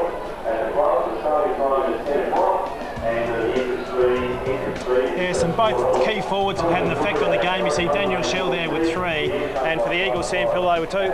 All of the rest of the game has been spread out with singles to on-ballers, really. Yeah, it's very interesting, isn't it? A game that's been won and lost in the midfield for both sides at various times. What do you make of the stats? It's interesting. And inside 50s are an indicator as into how the side's going. And Central District's commandingly in front, 27-17. It just poses a question, if they continue to pump the ball inside 50 that many times, they will win the game. Yes, efficiency is the key, I guess. And Soda's going to join us from the boundary. Before he does, Soda's, I can tell you that West Adelaide is leading Port Adelaide by 8 points at half-time, and at Unley, a bit of an upset, Glenelg by 1 point over Sturt, 7-4-46 to 7-3-45. Sodas, what have you got to tell us from the change rooms?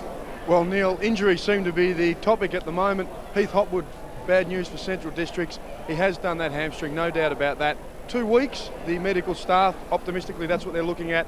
And for the Eagles, Luke Toyer, good news there was that he did get a bit of a knock and was winded in that quarter, but he will start the third term. Sam Philippo, well, he's a walking wounded.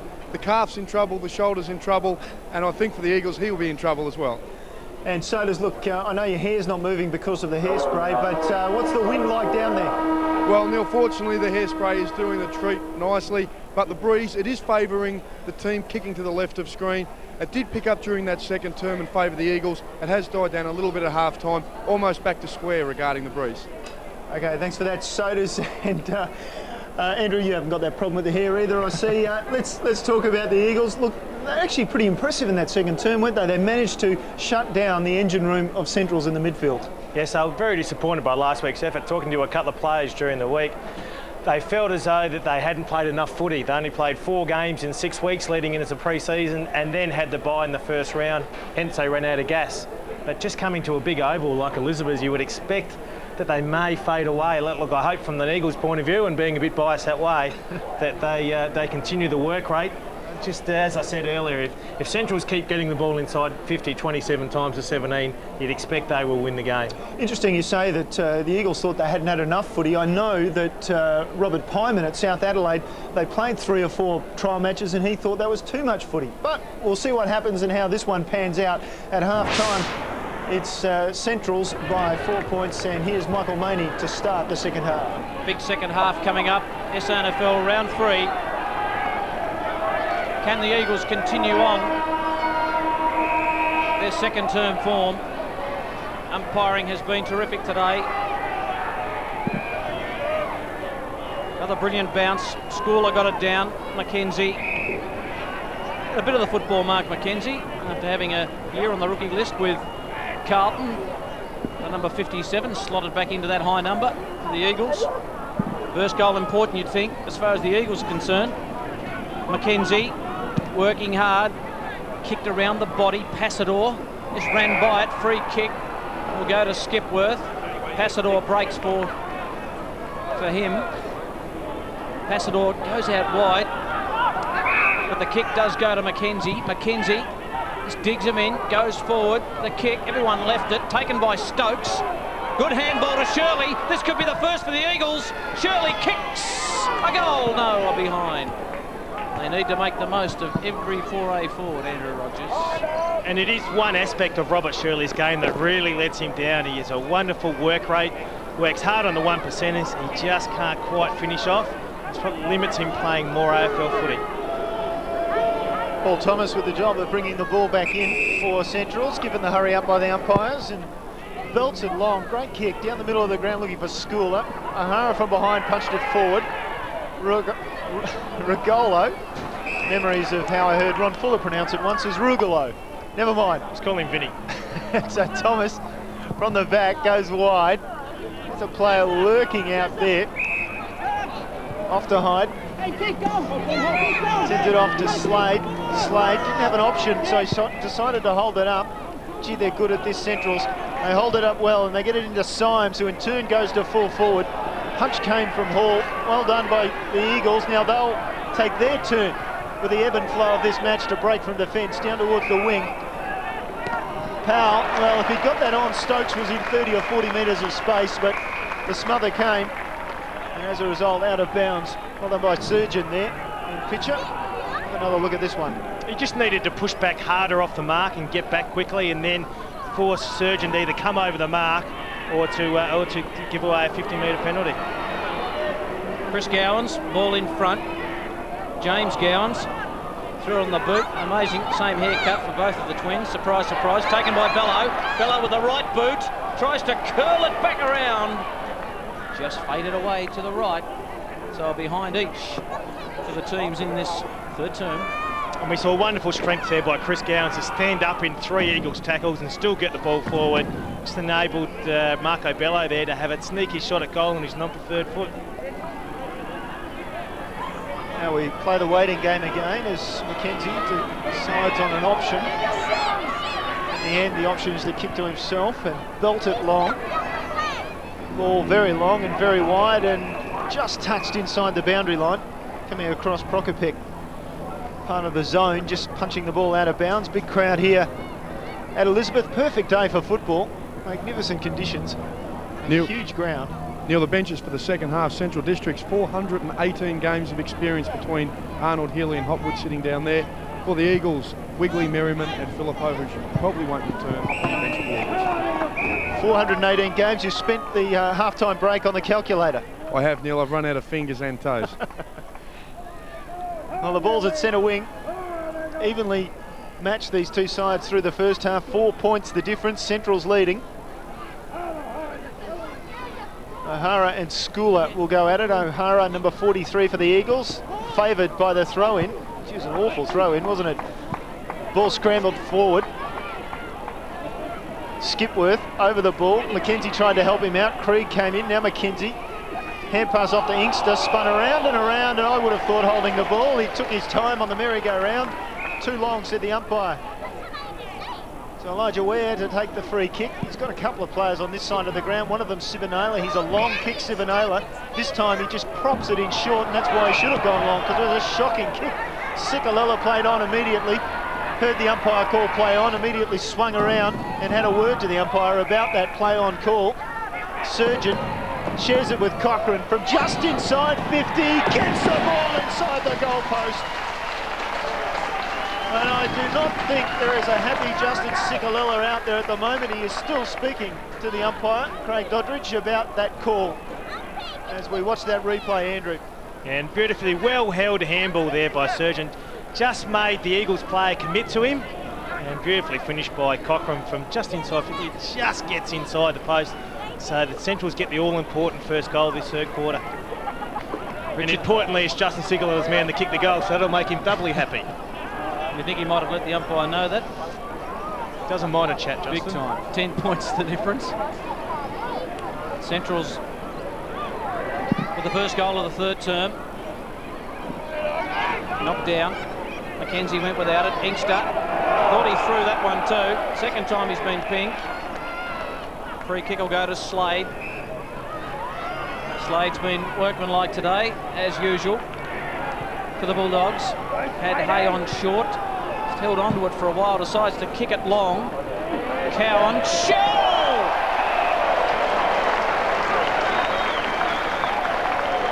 What a leap! And there's that floating forward line he offers there. He's not a key marking target. He just floats around the forward line. The ball was meant for Cowans, but he just come across the site. He has caused Joe Pedler plenty of problems all day. Certainly some food for thought. Maybe a Nathan Bock or someone maybe have to go to Daniel Shell. 6th mark for Daniel Shell today, coming in for his 10th possession. Looking good, Daniel Shell. Kicked the last goal of the second term, right on the siren. Will kick from 40 metres out directly in front. He's got free. And he may have snuck in his 4th. He's got his 3rd behind. And he's had his chances, ran into an open goal early in the first quarter. So we get another look at the mark, and then just miss that one there to the left-hand side. But beautiful spring there in his things. And Joe Pedler just needs to learn to hit his arms. Don't worry about the footy, just hit his arms and bring the ball to ground. The crowd you can hear in the background, it's the Corellas around the ground. But at half-time they took off, creating a lot of noise. Neil, I need an umbrella down here. They're dropping bombs, the Corellas. You get a shot of them. All resting comfortably at the moment as the ball comes out. Lindsay will come late, didn't quite get there. Sicolella roved it. Clever little kick around the corner. Powell took it. Toya was flanking him.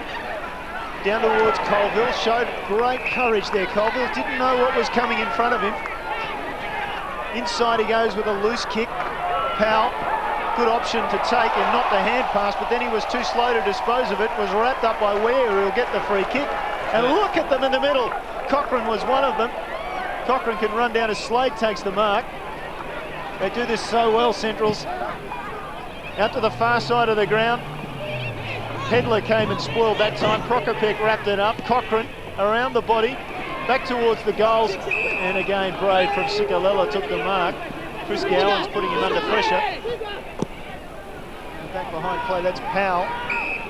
Heavily dealt with. And paying the penalty for taking the time and disposing of the ball as Bock comes from half back, puts it in short to Colville. Now Powell, maybe he stayed with the trainers on purpose. Powell will come late here and doesn't get there. The punch came. Toya was the man under it, and Brad Symes over the top for Centrals. In fact, it was Krieg over the top with Centrals, and we'll get a throw in centre wing, slightly favouring the Centrals end of the ground. And Matthew Krieg now with the job on Hayden Skipworth. Schooler got it down, Bello. Lindsay's got him. Ron Fuller. Chewing gum gets a real workover. He's had a worried look on his face all day, Ron Fuller. Big game for the Eagles. I don't think Roy Laird's any different, is he? No, they haven't lost their opening 2 games since coming into the competition as the Eagles, so Ron Fuller's got that to protect. It's an important time in the match now. The Eagles are persisting. They're trying to hang in there. If Centrals can break it open, you just feel as though the game might run away from them. A lot of players around this ball up. Knocked down, Toya. McKenzie couldn't hold on. Well done by Thomas, just worked into the line. Boundary throw in. McKenzie just starting to get a little bit of the football in this 3rd term, Andrew. Yes, to be very tempted to push Mark McKenzie to full forward with that matchup. Would probably be too strong overhead for Paul Thomas. Push everyone up the ground and leave him isolated. Lindsay down, Skipworth, Schooler, Merriman. Over the top, Stokes. Only does something constructive with it. To his skipper in Colville. They fly. No one can take the mark. That was O'Hara. Ball booted off the ground. In danger. And the free kick will come back to O'Hara. So O'Hara has been a handy player over the years for the Eagles. Just dishes off to the run of Sicolella, who kicks it to the hot spot. They fly. No one can take it. Regolo, he is dangerous down there. Tries to conjure something. Gowan's just dropped the footy blind side of the umpire. Big pack develops a bounce about 35 metres out from the Eagles' goal. There's Roy Laird. No, give us a smile, Roy. No? Okay. Ball down. Not far from the Eagles' goal. Thomas, blind turn was brilliant. Now in open space, gives the hand pass off to Herrera. About his first kick of the afternoon, the veteran gets it down towards the centre of play. Sikalella had a chance, finally backed out of there. How did he do that? Quite brilliantly. Now he's got an option short, chooses to go over Toya's head. Don't know if that was the best option. Stokes has got the ball though, at least the Eagles retain possession. That kick wasn't the best. O'Hara comes, gets a little bump. O'Hara though, good enough to pick up the ball. Now he's under siege and we'll get a bounce down. Bello, not a man to let go at any stage.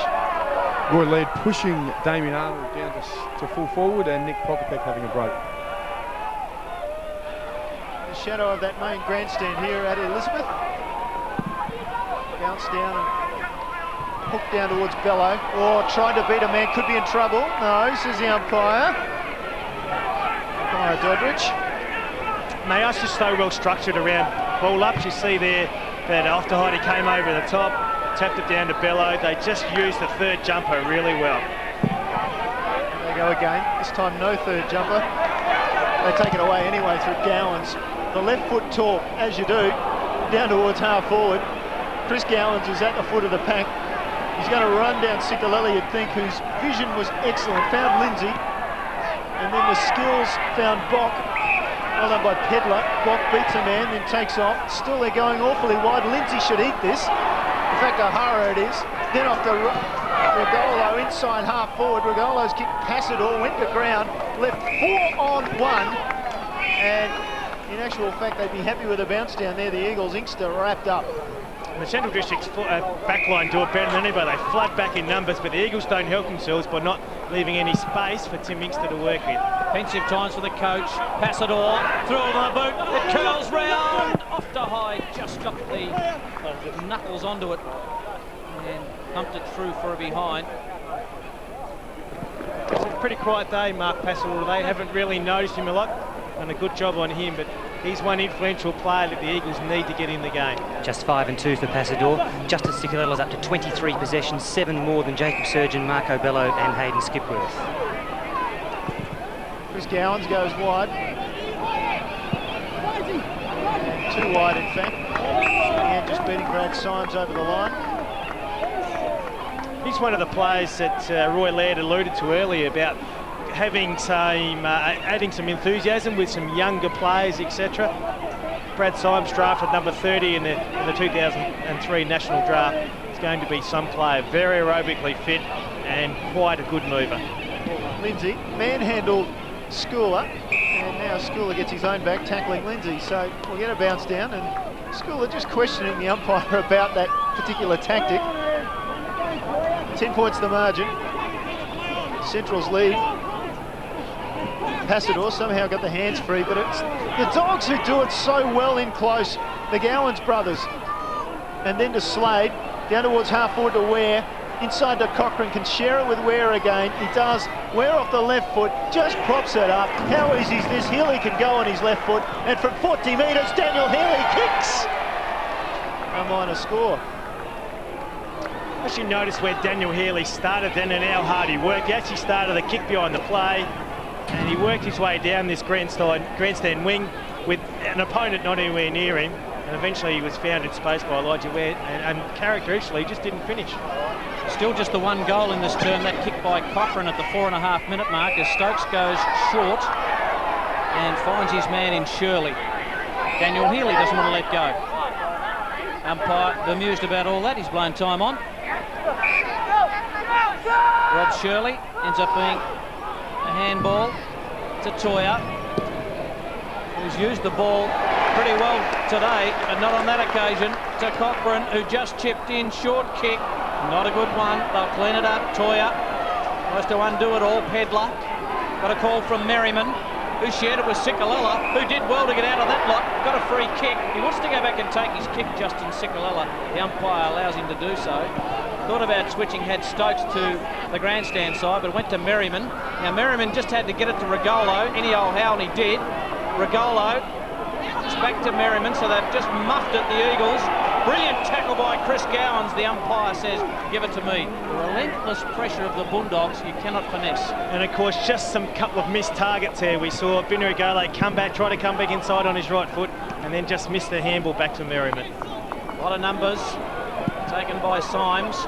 Jammed it on the boot. Lucky found Cochrane. Now he needs to use it better this time. He does to Slade. Slade just gets around easily, has a bounce. He's inside 50 and drills it.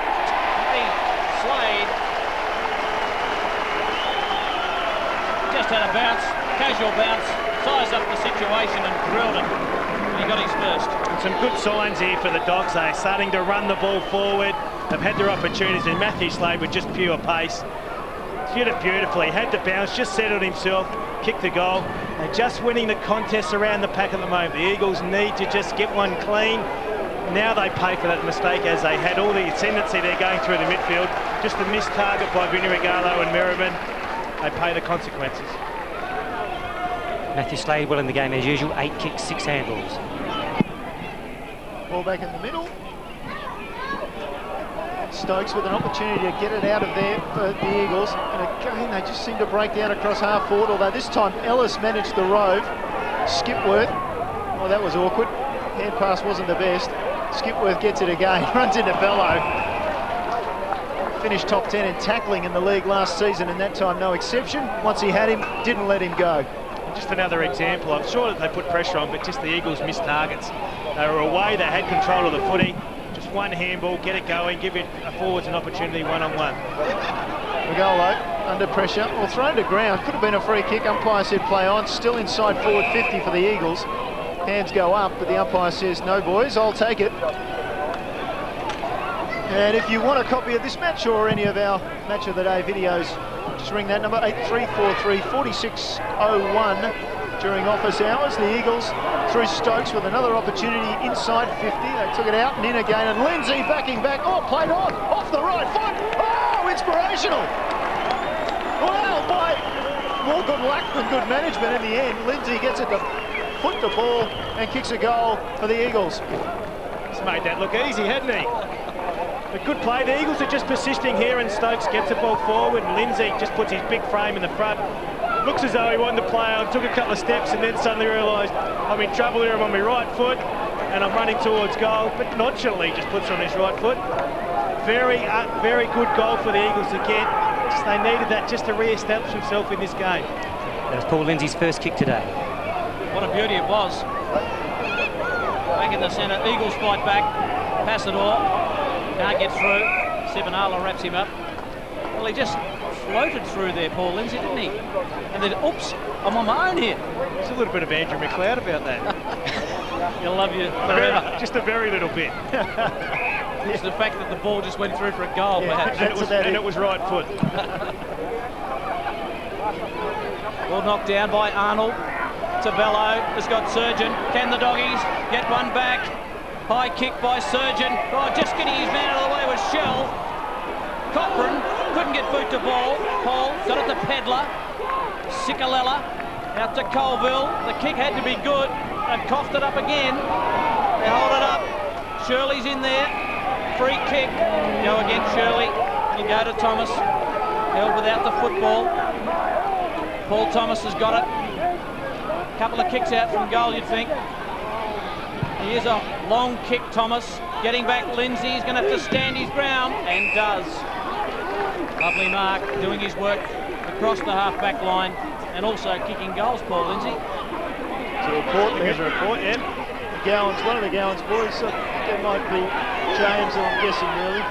And it is, of course, Chris, that's the way it goes. Of course. But he said he got Lindsay high, the umpire, and I think he's reported him.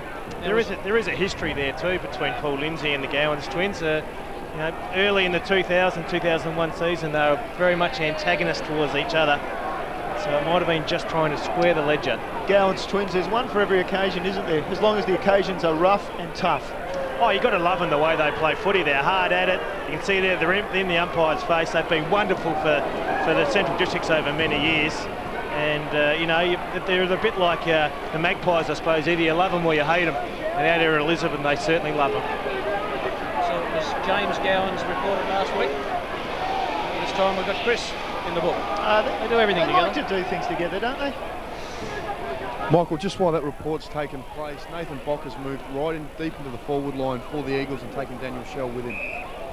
Good spotting, Mark, as Lindsay gives it to Cicolella, who looks for Ellis. He's got good hands, this man. You just need to go to him more. Now he's got to wait for a few of the Eagles to get inside 50, and he just pumps it long, and the mark has been taken by Sivanala. Just didn't have anyone to kick to in the clear there, and Sivanala will clear it for the Doggies. And just gets there ahead of Colville. Umpire calls it play on, so he didn't quite get the ball to his player ahead of Colville. Thomas kicks it loosely.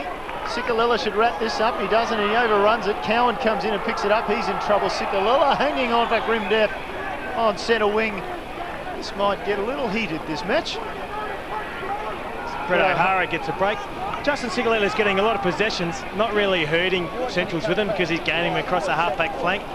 Probably like to see him running through the midfield, probably hitting a full forward like a Dale Ellis or a Tim Inkster or someone like that. And so does, I gather from that picture, you couldn't quite see it, but it looked like O'Hara was getting more strapping or something to that effect, some leg problem. Yeah, he's adding to the injury rows for the Eagles, so they're just checking him out. We'll find out exactly what the concern is, but Paul Lindsay doing the job beautifully in the ruck, so he may be able to do it without Brett O'Hara's assistance. And unless I missed my umpiring signals, I was pretty sure the umpire originally called for the ball then and then gave the free kick to Weekly, so that was very interesting. Ball down towards half forward. Ellis having a purple patch, almost took that mark, and that from off the hide, almost out on the full, just as everybody was just watching that ball, and so was he, just waiting for it to float, just waiting to see where it would land, just outside defensive 50 for Centrals. Look at those 50-metre penalties and free kicks. We go through the stats. Free kicks pretty even, aren't they? And officially the turnovers 2-0 in favour of Centrals. I asked Moggy to explain what he calls a classic turnover in that case. No the ball comes in. And we've got another decision from the umpire. Another high tackle coming in from one of the Gowans boys, according to the umpire. And Gowans just lashing out there. Play on. Ball inside 50. Wait for it. Can it be a mark? It is a mark. Well done, Regolo. Got his man under the ball. Judged it. And he can bring the margin back to 5 points. And Andrew Central's just looking ever so slightly ruffled at the moment. They do look a bit vulnerable, and just that physical pressure that Paul Lindsay's applied. Just a couple of free kicks has changed the state of the game. But the Eagles, if they like a match-up in their forward line, they'll push someone one out, and then at that stage they like the Brad Symes Vinny Regalo match-up, pushed him through one out. Regalo does the job, kicks through the ball, kicks a goal. It's his second of the afternoon. Central's not without hope in this match, that's for sure. And once again, an undisciplined act in a pack, and Alvin's going to get front. And there's that one-on-one contest I'm talking about. And Vinny Regalo just worked Brad Symes underneath the footy. And as I said, Ron Fuller likes to push. If he finds a match-up, and generally it's Tim Inkster that he works forward, but if he likes a match-up, you see once again that he'll push Vinny Regalo back. Andrew, speaking of Ron Fuller's matchups, he's actually got Mark Passador playing in defence, who's normally up forward. He's picking up Luke Cowan. 5 points the difference. Inkster's pretty much been shut out of it by Tyson Hay, who's been in sparkling form for the Bulldogs. Back in the centre. Ruckman go hard at it. Krieg. Jander on the boot. Cop one. Downfield. Maybe it'll come back to Matthew Krieg. Paul Lindsay says it was all in the shoulder. Well, video evidence, I tend to agree with him, Henry. Well, yes, when he's a bit stiff. There's no doubt he hit him pretty hard, because the actual sound of that crack is still ringing my ears here on the boundary line. Tyson Hay won't bring rain, but that kick goes long and high. Foot race. Passador needs to use Stokes. Stokes hemmed in on the boundary line, and he'll get a free kick. So there's a bit of chipping and a lot of stuff going on off the footy. Stokes wanted the kick down the ground, but of course he bounced the ball all the way, so you can't do that. Here it comes. And the Gowans again, just a little bit of chirp. I don't mind that. Wigley still on half back. The Eagles. Another goal will put them in front and give them every chance in this match. Down the wing, O'Hara back on the ground. Went at it hard. Hay fumbled it. Powell just dives on it. Another bounce. 25 minutes gone. Third term. 5 points the difference. The Eagles hanging in there. It's a bit like that, isn't it? The Bulldogs are out by 22 points at the 23-minute mark of the opening term. And we'll get another bounce down here as we edge towards three-quarter time. The Eagles have dominated possession this quarter, 71-42. We talked about the efficiency factor Very important. Once you get inside 50, can you convert? And then we'll get another bounce down, Andrew. Yeah, it's an important 5 minutes here in the context of this game. If the Eagles can get a goal, they go in with momentum at three-quarter time. If Centrals go in, a nice 2-goal margin at three-quarter time. Oh, over the back, umpire tries his best to get in the way and got out of the way then, and we'll get a bounce down again. Craig Doddridge. Pretty nimble there. Well, perhaps a hurdler in prospect. The Olympics aren't that far away, are they? 26-minute mark. They're a long way away from the umpire. The Masters games. Ball to ground. Surgeon did well. Chris Gowans, a lot of trouble trying to give it back to Surgeon. Inkster found his way into some space. Wiggly now off the left foot. In short, Powell can look around. What will he see? Well, awkward kick. Really doesn't help his team, that kick. Regolo made the most of it. Turned his player inside out. Lines it up from 40 metres. Hits the post. Well, that could have put them in front. Instead, they still trail by 4 points. He's going to finish it, and that's what Vinny Regalo brings to this forward line. He's good overhead. They've had to change Brad Symes and put Afterheide on him. He can turn Afterheide around with his pace. So it's still a very much a matchup that Roy Laird has to get right. He's a tough matchup. He plays tall and small. Thomas out of half-back, plenty of pace. You can sense the doggies want that final goal in the third term. Kick down the line, good mark in front of his face. Daniel Shell, you heard the thump into the palms of Shell. 27 minutes gone. Long kick down the flank. Sikalella works Cochrane out of it. Cochrane grabs him. Cowan comes in, and the ball locked in the middle. Justin Sikalella heading for another 30 possession game. Clive throws it up this time. The jostling. Eagles happy to see it blocked on that half-forward line for the Bulldogs. Sikalella only needs 3 more for that, Michael. He's had 11 possessions this quarter. Yeah, as I said earlier, I'd just like to see him get him more in the midfield and have the Eagles have better benefit out of it. He's getting a lot of them across half-back. Well, Healy, fortuitous ball fell in his lap. High ball now, Stokes under it. Schooler comes in, Hall just thumps the ball to the ground. There's Sikalella involved. Pedler, almost caught. It's a dangerous area for the Eagles. Finally, Sikalella gets a clean possession. Finds Stokes, nothing ahead of him on this side of the ground. He'll go for the boundary, you would think. In trouble, got the hand pass off. No, he didn't, according to the umpire. Too late, pinched.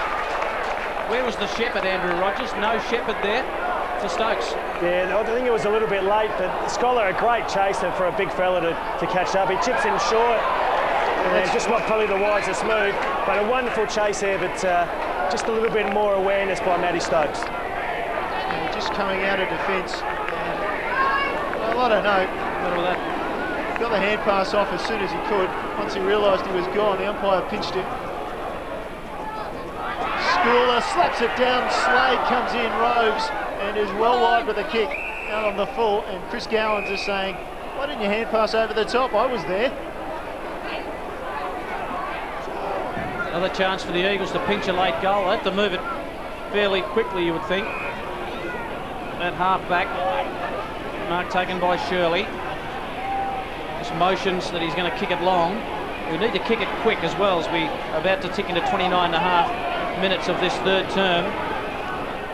Central's by 4 points. Kick by Shirley to a packed situation. No one can take the mark. Krieg, just a worm burner. Well done, Shirley. Just took it to the line. Certainly Robert Shirley gives you a lot on ball, but I think he's better suited down the back half, where he can keep the ball in front of him. He can use what he's best at in his tackling. His tackle on the footy. Just lacks that finishing touch when he goes forward. Knows how to shut down a player as well. O'Hara got it down. Siren goes. Three-quarter time as the ball went forward by one of the Gowans twins. But three-quarter time, 4 points the difference in this match. Central's 9-10-64, Eagles 9-6-60, and the Eagles, well, if they're good enough, Andrew, they can win it from here, no doubt about it. They certainly are, Michael. If they probably come home with the aid of a slight breeze, so the game is beautifully poised. We know Central Districts are very much the professionals They will continue this work rate. They will work hard. They've probably got another gear to go up, where the Eagles have just persisted all day and they've worked themselves back into a winning position. Justin Sikalila has been a good player across half-back. Matty Stokes has continued his good form on. They just need some of the lesser lights in to stand up. If they could perhaps get a key forward to stand up, well then perhaps they're right in the game. We'll get a look at some highlights of the third quarter, and some of the instrumental players for Central District. Tyson Hayes had a really good day today, and beautifully held that by Surgeon, held that back, and Richard Cochran just sneaks this in for a goal, and that was the all-important first goal of the third quarter, and just gave Central Districts a nice margin. It did, but it was a seesaw contest. I mean, a 4-point margin at half-time, and that's what it is at three-quarter time. And both sides, as happens in football, they had their turn, didn't they? They certainly had, and once again, the Eagles did exert some pressure on Central Districts when they carried the footy, and they just they fumbled under some sort of pressure. You know, they are human, so if you can put some pressure on them, they will fumble and make mistakes. Very much a Central District's way is that they'll put pressure on you. And some inspirational acts we see here. We see big Paul Lindsay, who plays very much, I call it Andrew McLeod-like there in the call, but he played on quickly on his non-preferred foot, kicked it forward, and Vinny Regalo was the one that stood up forward. With the loss of Sam Filippo, they were able to use him forward, push him forward. He kicks a goal there and hit the post a little bit later on. I said in the call, he's a very hard matchup. So we can look at the quarter by quarter, very even quarter there, 2 goals, 3s apiece. So as I said, the game is beautifully poised. The Eagles to come home with a slight breeze, they will light their chances in this last quarter. And as we look at those stats, just have a look at the Centrals and Roy Laird speaking to his players. Interesting to know that David Noble last week saying the Centrals were the Brisbane of the SANFL competition, and really they have a dynasty that they've created out here, and we see there on the backs the 1964 in memory of the fact that it is 40 years since they first took the field in the league competition of the SANFL. You always feel as though they've got a gear to go up here today. They really feel as though they've only just what they needed to do to be in front. And I think Roy Laird would be dwelling on this 40-year anniversary. We've got a lot of the first game players for this club. Let's provide something extra special in this last quarter to make sure it's a true celebration rather than they're in the loss today. And it's not just me, the jumpers are slightly altered for this particular game in celebration, as we said, of that 1964 reunion, if you like. Yeah, and as I said, you try to get your older tradition, you try to get tradition back to your club and your older players back to the club. And today's a day where they've got those older players back. If you can get a family come along, it snowballs effect, and all of a sudden you get another generation of people coming into the football and supporting Central District. That's what a football club is about. And that's what they love out here. And Roy Laird, I must mention, some coaches and most teams, in fact, do allow us into the huddle with a mic. Roy this afternoon just asked us to stay out, so we've done that. And Sodas is down there to tell us, though, exactly what Roy Laird's been saying. Yeah, Neil, Roy has acknowledged that it's going to be a real scrap, this contest. The Eagles will be kicking with the aid of what is turning into be a pretty strong breeze in this final term. And Roy Laird has mentioned that we've got to play for this 40-year anniversary. He wants his midfielders just to run really, really hard for 25 minutes. And hopefully that should be enough to get the Eagles home for them. Thanks for that. And Andrew, you're going to take up coaching at some point, aren't you? Because everything you've said they've done, everything you've suggested they've used. I'd expect very similar to the South Adelaide-West Adelaide game we saw on ABC first round, where Westies ran into the breeze, ran hard. We'll get a look at the goal kickers here at the toes, and we saw Daniel Shell. He's had an opportunity to probably kick 5. He was only down with 3. Cochrane and a number of others with 1 each. And for the Eagles, Filippo with 2 early goals before injury. Vinny Regalo popped up that quarter with 2 goals. It was a good move to put Regalo up there, wasn't it? As I said in the call, if they like a match-up, they push it forward. Still, I'm very intrigued by the inside 50s, very much lead, 37-25. To me, that says that Central District haven't been as efficient as what they normally are. You can see the stats heavily favour the Eagles as far as kicks and handballs. Expected the hit-outs. We haven't got hit-outs here, but I expect the hit-outs to heavily favour them as well. So they've given themselves a chance in this game. Yes, you would think so. And as we know, coming home with what breeze there is, it was 22 points at quarter time, 4 points at half time, 4 points at three-quarter time. At Richmond, West Adelaide 10-12-72, Port Adelaide 8-3, 51, a 21-point lead for Westies, and that would be at three-quarter time. A bit surprising, that I thought Port Adelaide would improve this year under Matthew Knights. They've added to their depth. I just suspect that they would have been better, and West Adelaide really have been the surprise packet. We've all written them off, expect them to fall away. They just continue to roll along nicely. And for everybody who's interested in the score from Unley, Sturt staged a bit of a comeback. They were down by a point at half-time, and at the moment at three-quarter time, or nearing three-quarter time, it's Sturt by 28 points. So the machine that is the Double Blues starting to roll along. And that's that gear I talk about that I expect Central Districts to click up. Some teams have got that gear. They just need something, inspiration to be challenged to click up in that gear. Down to Sodas. Joined by one of Adelaide's A-list in Heath Hopwood. Hoppy, it's been a pretty tough encounter, and just when it looks like you boys are going to blow it apart, the Eagles are holding on. Yeah, they're doing very well. They played well that quarter. They dropped guys back in defence and played the loose man very well. Now it looks like you've done some damage to the hamstring. How serious is it, mate? I'm not real sure yet, but it's a fair bit of pain, but yeah, not real sure. Hopefully it's only a couple of weeks. Well, mate, enjoy your rehabilitation. We hope to see you back soon. Great. And obviously you'd think it'd be pretty bad if Heath Hopwood's already in civvies. I didn't even recognise him. I didn't expect Heath Hopwood would be walking off the ground wearing civvies. He's just a courageous player. He's very much a benchmark for how they're going, and they love him out here, and I just love the way he plays footy. Ronnie Fuller, he'd be looking forward to a good finish for the Eagles as we just set to start the final quarter here at Elizabeth, and here's Michael Maney. Thanks, Neil. 4 points the difference as it was at half-time. We are set for a grandstand finish. Round 3 SANFL match of the day. Up goes Schooler a mile, kicked off the ground by Bello. Shirley couldn't quite take the mark. Back in with a tackle. Gowans got it out. Slade's kick was smothered. Gowans in hard. Gavin Colville's got him. First goal important in most quarters. There's Chris Gowans. Good bounce. Schooler down again to Bello again. Working well. Cochrane, foot race. Cicolella right on his hammer. Cochrane's use of the football. It's kicked into wide open spaces. Ware, he's got plenty of pace. Taken the ground, a push. A bit ugly by Nathan Bock. Ware, I think he's going to give it off. He's crept around a bit. Looking to give it off. Leeds coming from everywhere. He decides, I'll go back and see if I can give my team a 10-point lead. It just needs to settle now to work through a process here. Would have done this a number of times at training. Runs around. And Shell has taken the finger tipper. Umpire said play on, it was touched. And he cocked one high. Advantage rule paid. Kick around the corner by Cowan, hit the post. Had a few opportunities there. Geez, it was a comedy of errors, didn't it? The umpire was calling play on. He wasn't sure whether it was going to go to advantage. But Daniel, she would see that hit the post. It's just nearly over the line, but once again, as you beautifully described, Michael, the all-important first goal is going to go a long way towards who wins this game. Ball moved long. Touch over the back came from Cowan. I think he meant it to go there. Cicolella, I don't think he meant to toe poke that ball. Healy with the hand pass, slick from the Gowans boys. Now it's down towards half-back. Breaking a tackle was Merriman. Down towards half-forward. The kick, I don't think, was meant for Passador. He wheels around quickly. He's got Regolo breaking for him. Doesn't really advantage him with the kick, but he was a strong mark in front by Regolo. Give me a shot, he says.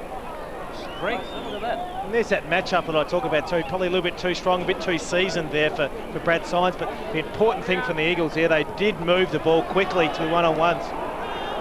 Well, that was a wrong option. Mackenzie, Inkster, didn't like his right foot. That's because he's a left footer, and that ball finally ends with Centrals. And Symes shares the ball at the back with Healy, and he can break to the far side of the ground, although it is one-on-one ahead of him. Thomas, clever kick, found Gowans. Oh, Gowans gave it to Surgeon. Surgeon dropped it. Umpire said play on. Well, we get a bounce down in the end, will we? Yes. That was ugly. Brutally honest, Neil, that was ugly. There's Surgeon. Was it a throw? What's your decision? Schooler made the right decision.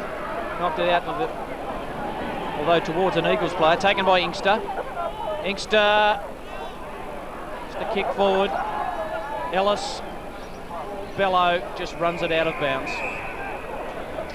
And we've seen Merriman and and Wickley come into the game, they are the fresh legs the Eagles are going to need. As we said last week, they're probably a little bit underdone. If they can get on the footy and use their legs to run the footy, they're a chance. Kicks it round the corner. No one can take it. Regolo's there. He's a dangerous player. Can he hook his third? Vinny Regolo, too much hook on it. Through for a behind. Very clever play there. You can see the ball came to the front. Just used his left hand to tap it away so he could work his way into space. And just got tackled at the last moment, so he pulled the kick around too far. But just some really good signs here for the Eagles. Thomas, Krieg, shares it wide to Hay. Get the feeling that was planned. Hay down towards centre wing, looking for Chris Gowans, carries the pack towards the line. Chris Gowans gets the call, you might have heard it, just knock it on. In the end, forced to go back and get it. 3-on-1, the Eagles should take possession. They do, barely. Skipworth takes his time, and a good delivery to Inkster. And every time he gets the ball, he wants to play on. This time, no exception. Down inside 50, Ellis the target. It goes to Regolo. Wants his pace like now. Healy closes him down. Healy hits him high. Umpire agrees. Yes, well, that was well done by Regolo because he turned his body into the oncoming traffic. Yeah, beautifully called there, Neil. You can see both players were going to ground and dive onto the footy. Vinny Regolo just marginally in front, turned his head almost into Daniel Healy as he slid in. Umpire's always going to pay that as a free kick. Difficult shot though. 16th possession was Regolo after not touching it in the first quarter. Oh, that was clever. Goal umpire didn't move. Regolo's happy with it. Why not? And the Eagles had the lead again. Vinny Regolo kicks his third goal for the day. He's an emerging player because he, you can see here, here's a free kick on replay. Just a little bit overzealous there by Daniel Healy. See there, he's put his head where fair is fair to tread, and he gets a nice kick there. But he's been the spark up forward. He's been the one that actually puts it, been the target. Started the game on the bench. So 16 possessions in a bit over 2 quarters of footy. 2.5 quarters of footy is a good result. Eagles by 2 points. O'Hara and Schooler. Schooler knocked it down. Can the Eagles keep up the pressure? McKenzie just broke the tackle. Kicks it long. Looking for Ellis. Can't take the mark. Thomas took it well. Just jammed it on the boot. Had a bit more time than that. Rove well by Healy. Couldn't get through. Got a free kick for a high tackle. Healy is away. The Dogs need to hit back. Kick by Healy. Cochrane couldn't take it. Thought he threw it out. In goes Shell. And Pedlar's got him locked up. And about 6.5 minutes gone. The Eagles by 2 points. Well, they popped the question. There's Ron Fuller on the phone. They popped the question. They like it out here, the Eagles. Elizabeth Oval. O'Hara. Big pack of players. Sikalella just held on to it. Oh, the handball turnover, no. Potter couldn't go with it. Former Box Hill player in Bello goes in hard. Just those skills. They need to hit a target in a clinch situation, Andrew. Yeah, just that missed target. One of the few times Justin Sikalella let you down in that stage. You can see it turned his defender around. All of a sudden, the pressure was applied. Dogs under pressure. Hall off the left foot, not too bad. Bock can make a yard, does. He's got Stokes ahead of him clear, takes his time, then goes over the top. Taking an eternity to come down. Stokes did well. That's allowed Centrals perhaps just to close things up a bit down the ground. Stokes goes short. He just takes his time. Merriman goes around into the centre corridor. Inkster from behind, got rid of his man, wants to play on. Oh, there's a shock. Inkster from 50 metres, drives long. And just away for the minor score, the margin 3 points. See Tim Inkster, he loved that procedure there where he was able to work his Tyson Hay for one of the few times today, working him under the footy. Generally finishes it up very well, but as I said, some very good signs there for the Eagles early in this quarter. Inkster stuck at it all day. As we mentioned earlier, Hay has been in pretty good form, and the 2 left footers. But Inkster just still seems to be able to get away. 7 marks, 12 possessions for Inkster. Thanks, Moggy. Thomas shorts it up. Sibanala, and that was well played. They knocked that ball away. The Eagles did well there. Ball just knocked away. Gavin Colville. Boundary throw in. Deep in the heart of Eagles territory. 8.5 minutes gone. Boundary umpire with a sense of theatre about him. No one can get the tap down. Chris Gowan's got it to Ware. You know he's got plenty of pace. Hasn't stopped running all day. Mr. Give to Off to Hyde. Off to Hyde on his non-preferred. Merriman's there along with Surgeon. Haven't seen much of Surgeon in the second half. He's got a bit of pace. His handball to his own advantage. Box got to go with him. Surgeon overran the football. Good tackle by Shell. Been impressed with the way Shell's tackled, harassed and attacked the footy today, and he's given away a free kick though. Yeah, it's contacted into the head. We get a look at this on replay. If they keep rolling the tape, which they haven't, but Surgeon has an area there. Oh, it's actually gone to Daniel Shell. She thought it was the other way around. Well, it was originally, I think it got reversed. Don't know too much what goes on right on that outer side, but the short kick finds Schooler. Schooler, just backward of centre for the Dogs. Just gets it down to centre wing. Surgeon, or rather Krieg it was. And they just chip it around. Here's Shell, Healy, in a bit of space. Can get towards 50. If he does, he'll be dangerous because he's got a great left foot hook on that ball down into the goal square, and the Eagles will rush one through. They get the boos, but they'll take those boos because it meant that they didn't risk giving up a goal in that situation. And interesting that the Eagles have started with Brett O'Hara and not Paul Lindsay in this last quarter. Paul Lindsay had a big influence on the game there in that third quarter. Wigley went without it, but managed to get it to Colville, who picks up the only man who's on his own on the wing was Schooler. Not a good kick by Colville, had no pressure either. Schooler finds Ware. Ware kicks forward to Cowan. That's a good stretch. About 6'5" of him, Luke Cowan. Felt like the proverbial you-know-what. Oh, that's a crunch. A crunch. Chris Gowans. I tell you what, I heard the ribs rattle from here. Big Brett O'Hara has fixed him up good and proper. That would hurt. Took all the wind out of him, I think. He's probably fairly lucky here. He's probably just quite hasn't completed the mark before he's. Otherwise, it might well have been a 50-metre penalty, and I would have paid a really high penalty for it. But he's probably fairly lucky to hit him at contact at the same time as the mark. Be a bit ginger. He'll kick from right on 50. They're hard to kick from here. Got a good shot of it. He's not looking to give off, although he did have a peek to his left-hand side. All men covered. He may have to kick it to the hot spot, or will he go for goal? That's a good kick. Kicks to the hot spot. They fly. No one can take the mark. Bello, can he get ball on boot? Merriman's got him caught. Eagles call for a free kick. The umpire says, give it to me. No, it's a free kick. Or is it? Saw a second thing, I think, to Merriman. No, apologise. Umpires, they're disgraceful, aren't these umpires? Careful. I can't afford 20 grand. Shirley got the ball out of there, dangerously so though. Only 20 metres from goal. Surgeon perhaps got one high. Here's James Gowans. He's looking for one high. Got a kick out of there. Surgeon got a kick out of there too, and it was a minor score. That was like soccer goalkeeping from Hall. He was desperate to keep the ball out. He'll protect his goals at all costs there, but they just keep persisting here, Central. You can see Stephen Hall on umpire cam there, just get it through, turn it around the corner, so we expect Centrals to have a corner from the post now. We'll go for a cliche and an arm wrestle, and that's what it's become. Stokes finds Passador. Who's going to break the game open? Good kick by Passador, spots up Mackenzie. Just takes the mark before Schooler could get there. Player on inside the centre square is Shirley, and the kick was good. And there's a player on the break on the outer side. I think it might be Merriman. He's going to go to him now. Merriman's got it, outer side. Short kick finds Colville. Oh, taking a bit of touch, Gavin Colville on that occasion. Dropped what he should have taken. Swarm of Bulldogs everywhere. Tyson Hayes there, just lays it off. Well done. They get it outside 50. Poor kick, Krieg. Can't go with it. In fact, it's Slade. Slade handballs to himself. Crowd getting behind Matthew Slade. O'Hara did well. Slade did better. Got it towards Symes. Symes' wobbly old kick for Cowan. Can't take the mark. Ball at his feet. And the umpire will bounce. Plenty of pressure out there as the emotions get very, very high. You see Ron Fuller, just his reaction there to that Gavin Colville probably drop mark where they had an opportunity.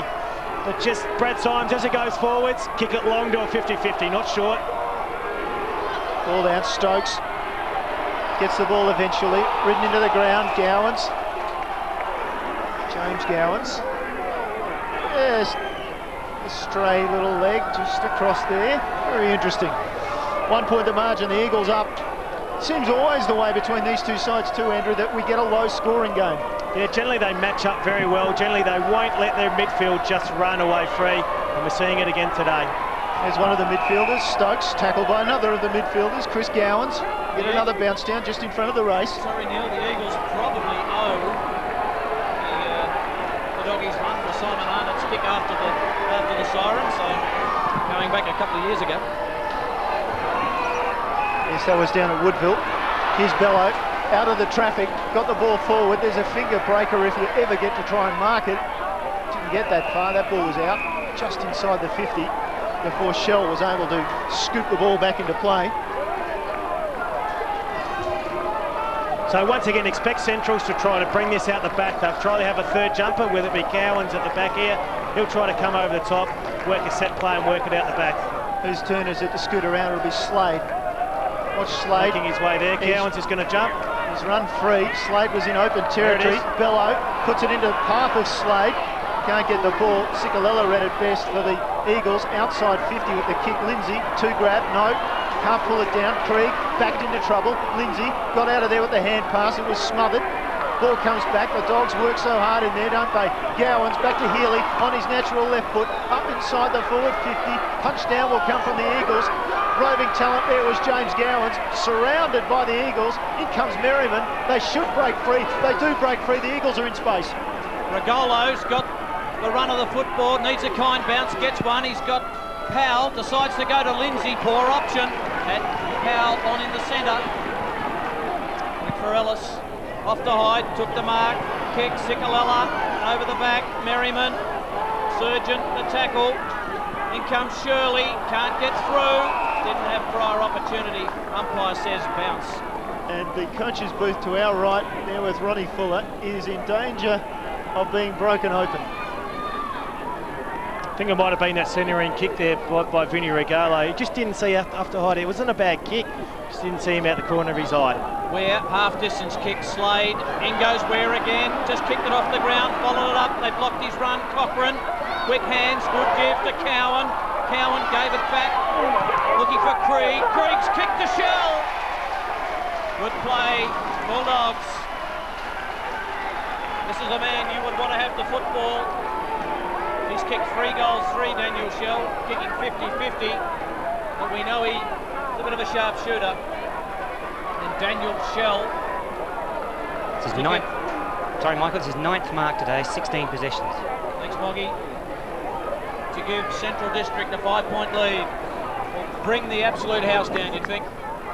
Just suspect he needs to start this at the right-hand goalpost. There's a good leg. It's just got a bit of a hook on it. They fly. Ball through.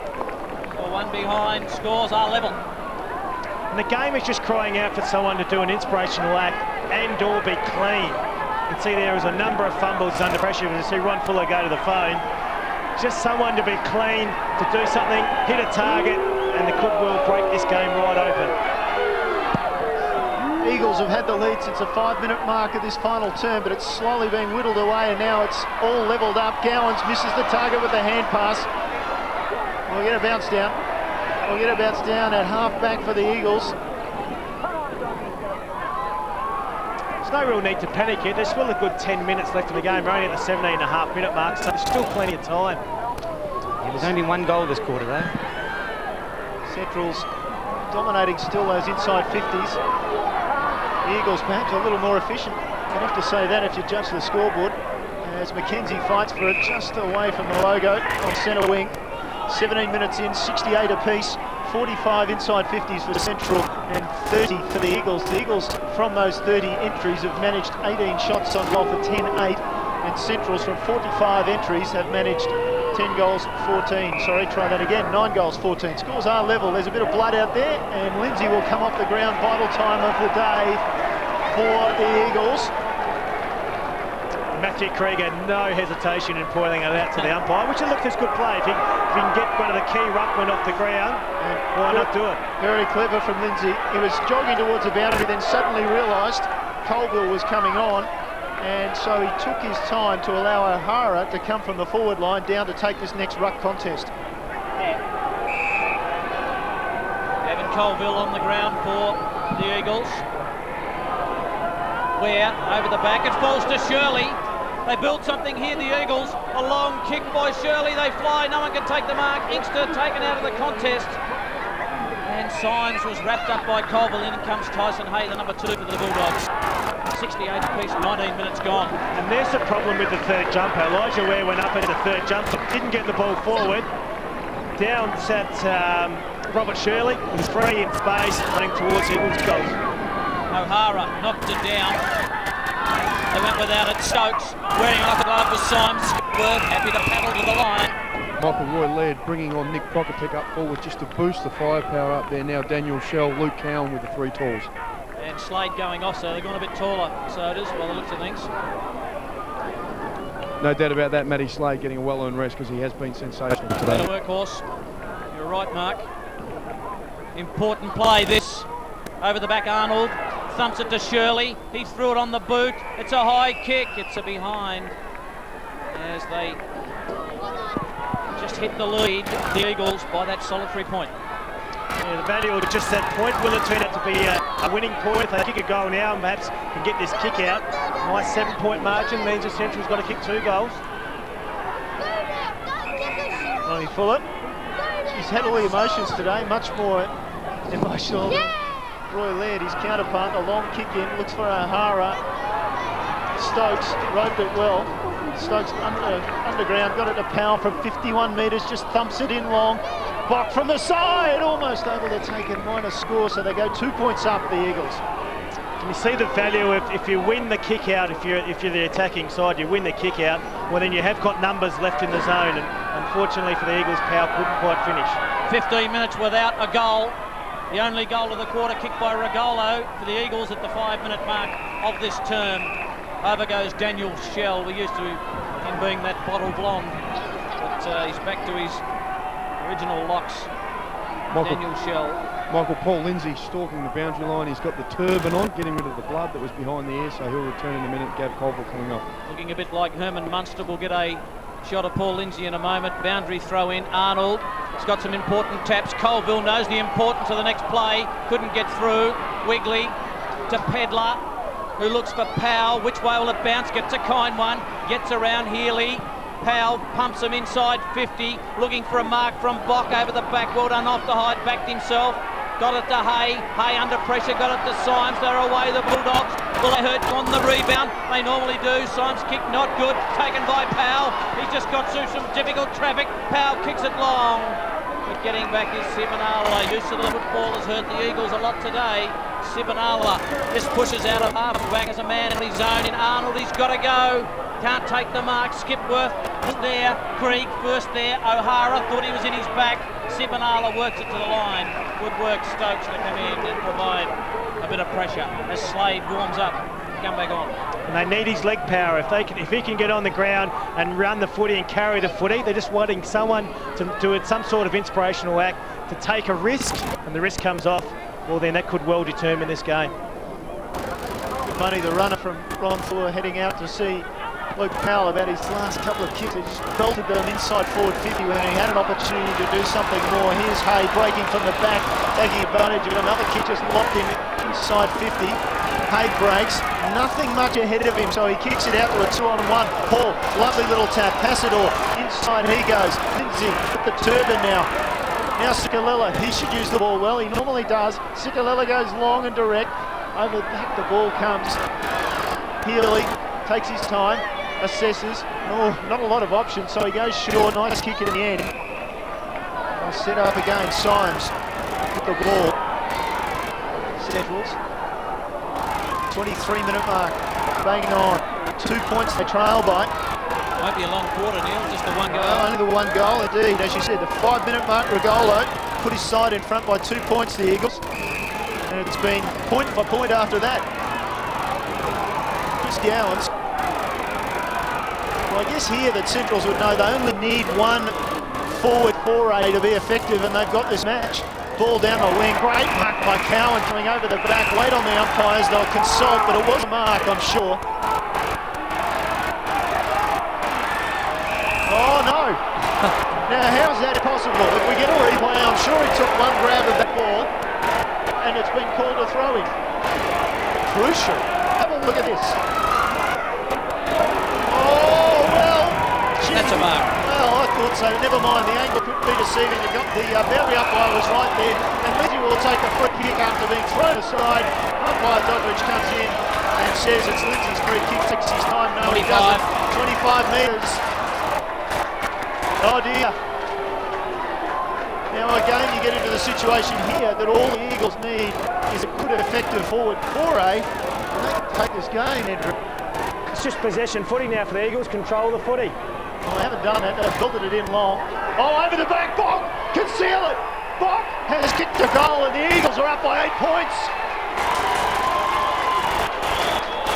And two crucial umpiring decisions there. One, the Cowan's part not paid, but then also the Lindsay free kick plus 25 has enabled the Eagles probably to get this match-winning lead. We'll get a look again. There's the first grab. There's the second grab. I think that's too close to call, but here's the thing. Everyone goes up. Nathan Bock has his master stay at the back of the pack. Puts a good shepherd from Vinny Regalo. Slams it home, and the Eagles just need to hang on now. If they can just win this centre break, you'd like to think it's a match-winning lead. What a game at Elizabeth. Have the Bulldogs overplayed the 40th anniversary? Who knows? Out of the centre, taken by Shirley. To Potter. To Merriman. They build again. Something boiling for the Eagles. Long kick by Merriman inside 50. Which way will it bounce? It might bounce for Stokes. Stokes, he's clever. He knows how to kick a goal. Stokes around the corner. One behind. To put the icing on the cake. Matthew Stokes. All the momentum at the moment with the Eagles. It certainly is. They've dominated around the midfield. It seems as though the Centrals have run out of gas in the midfield. Centrals need something now. Gowans. Working it around, they get it to half forward. Here's James Gowans in a bit of space. Mackenzie tracks him, Mackenzie infringes, and we'll get a free kick to James Gowans. It's at half forward and they need a couple of goals.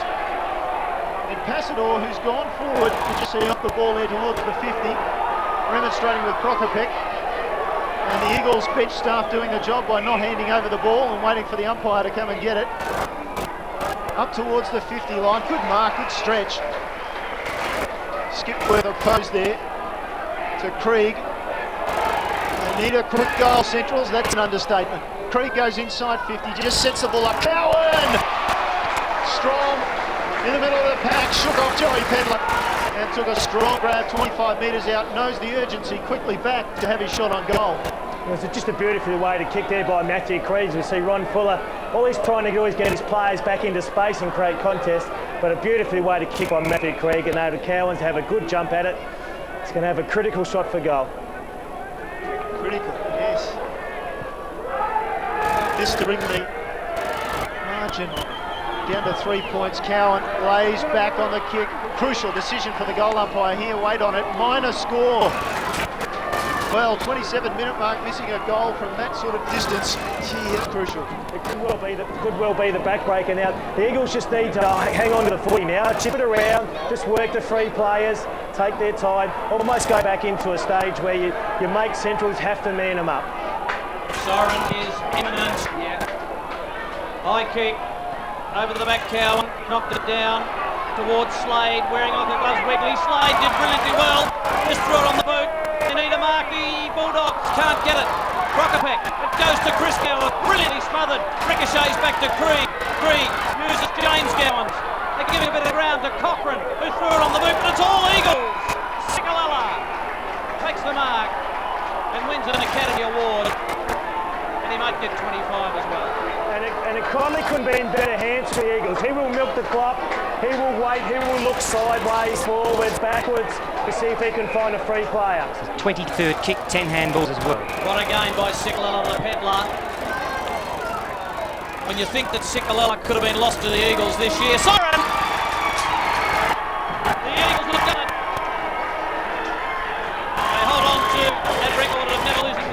2 games. Sikalilla happy, touches the air. Joey Pedler embraces Rob Shirley. In a tight contest at Elizabeth, the Eagles have run out winners by 8 points. Luke Cowan missing that goal a moment ago, 1 goal for. But the Eagles, in the end, just too good, Andrew. Yes, they certainly hung tough all day. They persisted all day. They looked like getting blown away early in the contest in the first quarter when Centrals are running hard forward, and they finished really good. And the Eagles just needed to tidy up their midfield and hit some targets, and they did that in the second quarter, and they worked themselves back in their game. As we get a look at a jubilant Ron Fuller, very much the pressure was on from last week after a loss at home to South. They've responded today, but you really feel that the Eagles came here confident today. They felt as though they could match Centrals in the midfield. From the Centrals midfield, they just weren't quite as active. They seemed to run out of power at the end of the day.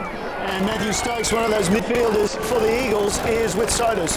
Well, Matthew, it looked like a pretty tough contest for the whole day. Yeah, definitely. Centrals are a great side, and they've proven over the last couple of years that they're the best side. And today we came out here with really nothing. We got everything to prove for ourselves, and we came out and won the game. So that was great. Last week against South, the terrific start, then you faded it in the last half. What was the feeling like at the club during the week? Oh, we knew we were better than that, and that was pretty pathetic. But the boys, we know how good we are, and today I think we proved it. 2 goals last week, plenty of touches today. The white boots working nicely for you. It's just something that I just like the white boots and like the look. So yeah, I let my footy speak for myself. So. Well, it certainly is, mate. Great form last week and today. Well done. Thanks, mate. It's fantastic work there by the Eagles to get home in the end, Andrew. They trailed at every change, but they were quite brilliant in being able to hold on. Perhaps for the first time that we've seen them be able to hold on against the Centrals' relentless midfield. Well, as I said, they've lost to Centrals the last 8 times, and generally they've been fairly close games. They just did it a little bit better today, a little bit smarter, and perhaps, no discredit to the Eagles, Centrals weren't quite at their top today. They went inside more times inside 50 than the Eagles. The Eagles were just more efficient as they went forward. Yeah, very disappointing end to the celebrations for the 40th anniversary of the Central District Club in league football here. But of course, Woodville, which is part of the amalgamation that's formed the Eagles, they'll be celebrating. If we look at some of the highlights of this game, and really Centrals look to have it all over the Eagles in the midfield, especially early on. Yeah, this was early on in the first quarter. They kicked the first goal of the game, and then James Gowards came forward and kicked a long goal from out of the centre. And then Justin Sickler, probably the most influential player on the ground, just showed all his class there, was able to shake off a Central District's tackler and finish. But as I said, the game really ebbed and flowed for most of the day, where Central District just seemed to have their measure and just seemed to be doing enough to get over the top of them. But the Eagles just persisted, they hung in there, and they found a wild card up forward in Vinny Regalo. He was the one that really stamped his authority on the game. You said he kicked this goal from deep in the pocket. He gave him a real target. He kicked the goal in the third quarter. And we just, once again, here's this contentious boundary umpiring decision. Eventually a free kick went to Paul Lindsay, got the ball forward. Nathan Bock was just smoking his pipe, so to speak, out the back there. Ball falls in his arm and kicks a nice goal. So realistically, they lost the first quarter, they won the second, draw the third, and won the last quarter, so they probably deserved to win the game. Yes, every reason to be happy. The Eagles, let's have a listen as they sing their song.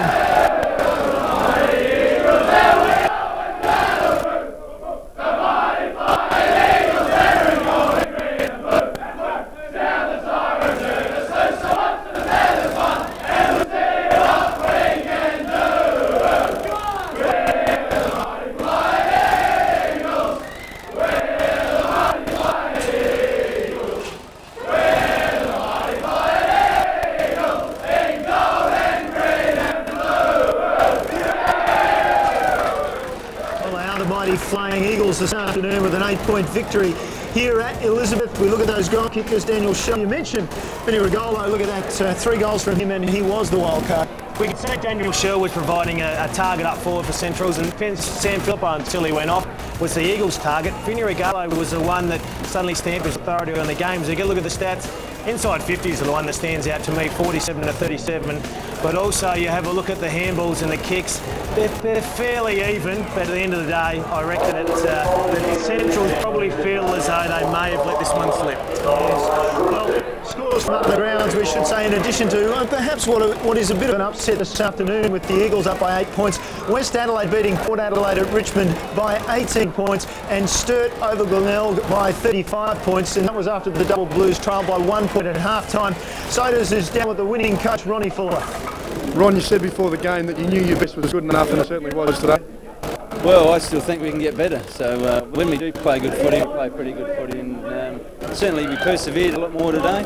And I think we just need continuing football now, and we'll get better and better. And Central District's majority of the play early on, but the boys stuck with it nicely in the second half, worked really hard. Well, they did after quarter time. They certainly jumped us early, and I thought we showed a terrific resolve to just steady, didn't panic at all, and just kept going at our game, so it was good.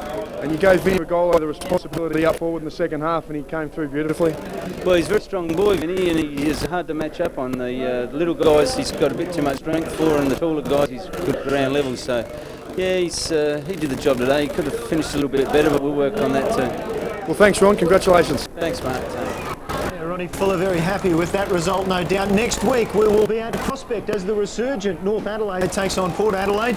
And as we mentioned, Port Adelaide loses today to West Adelaide by 18 points. The Eagles playing Sturt at Woodville. That'll be an interesting clash. 2 winners from this afternoon. South against Glenelg way down at Noarlunga. And then don't forget, special game coming up on Monday. It's the grand final rematch on the Anzac Day holiday. Central against West Adelaide. Plenty to look forward to in football in South Australia. Andrew Rogers, thanks for joining me this afternoon. Join us next weekend when we've got that doubleheader as mentioned. But for now, it's the Eagles celebrating an 8-point victory over Central District.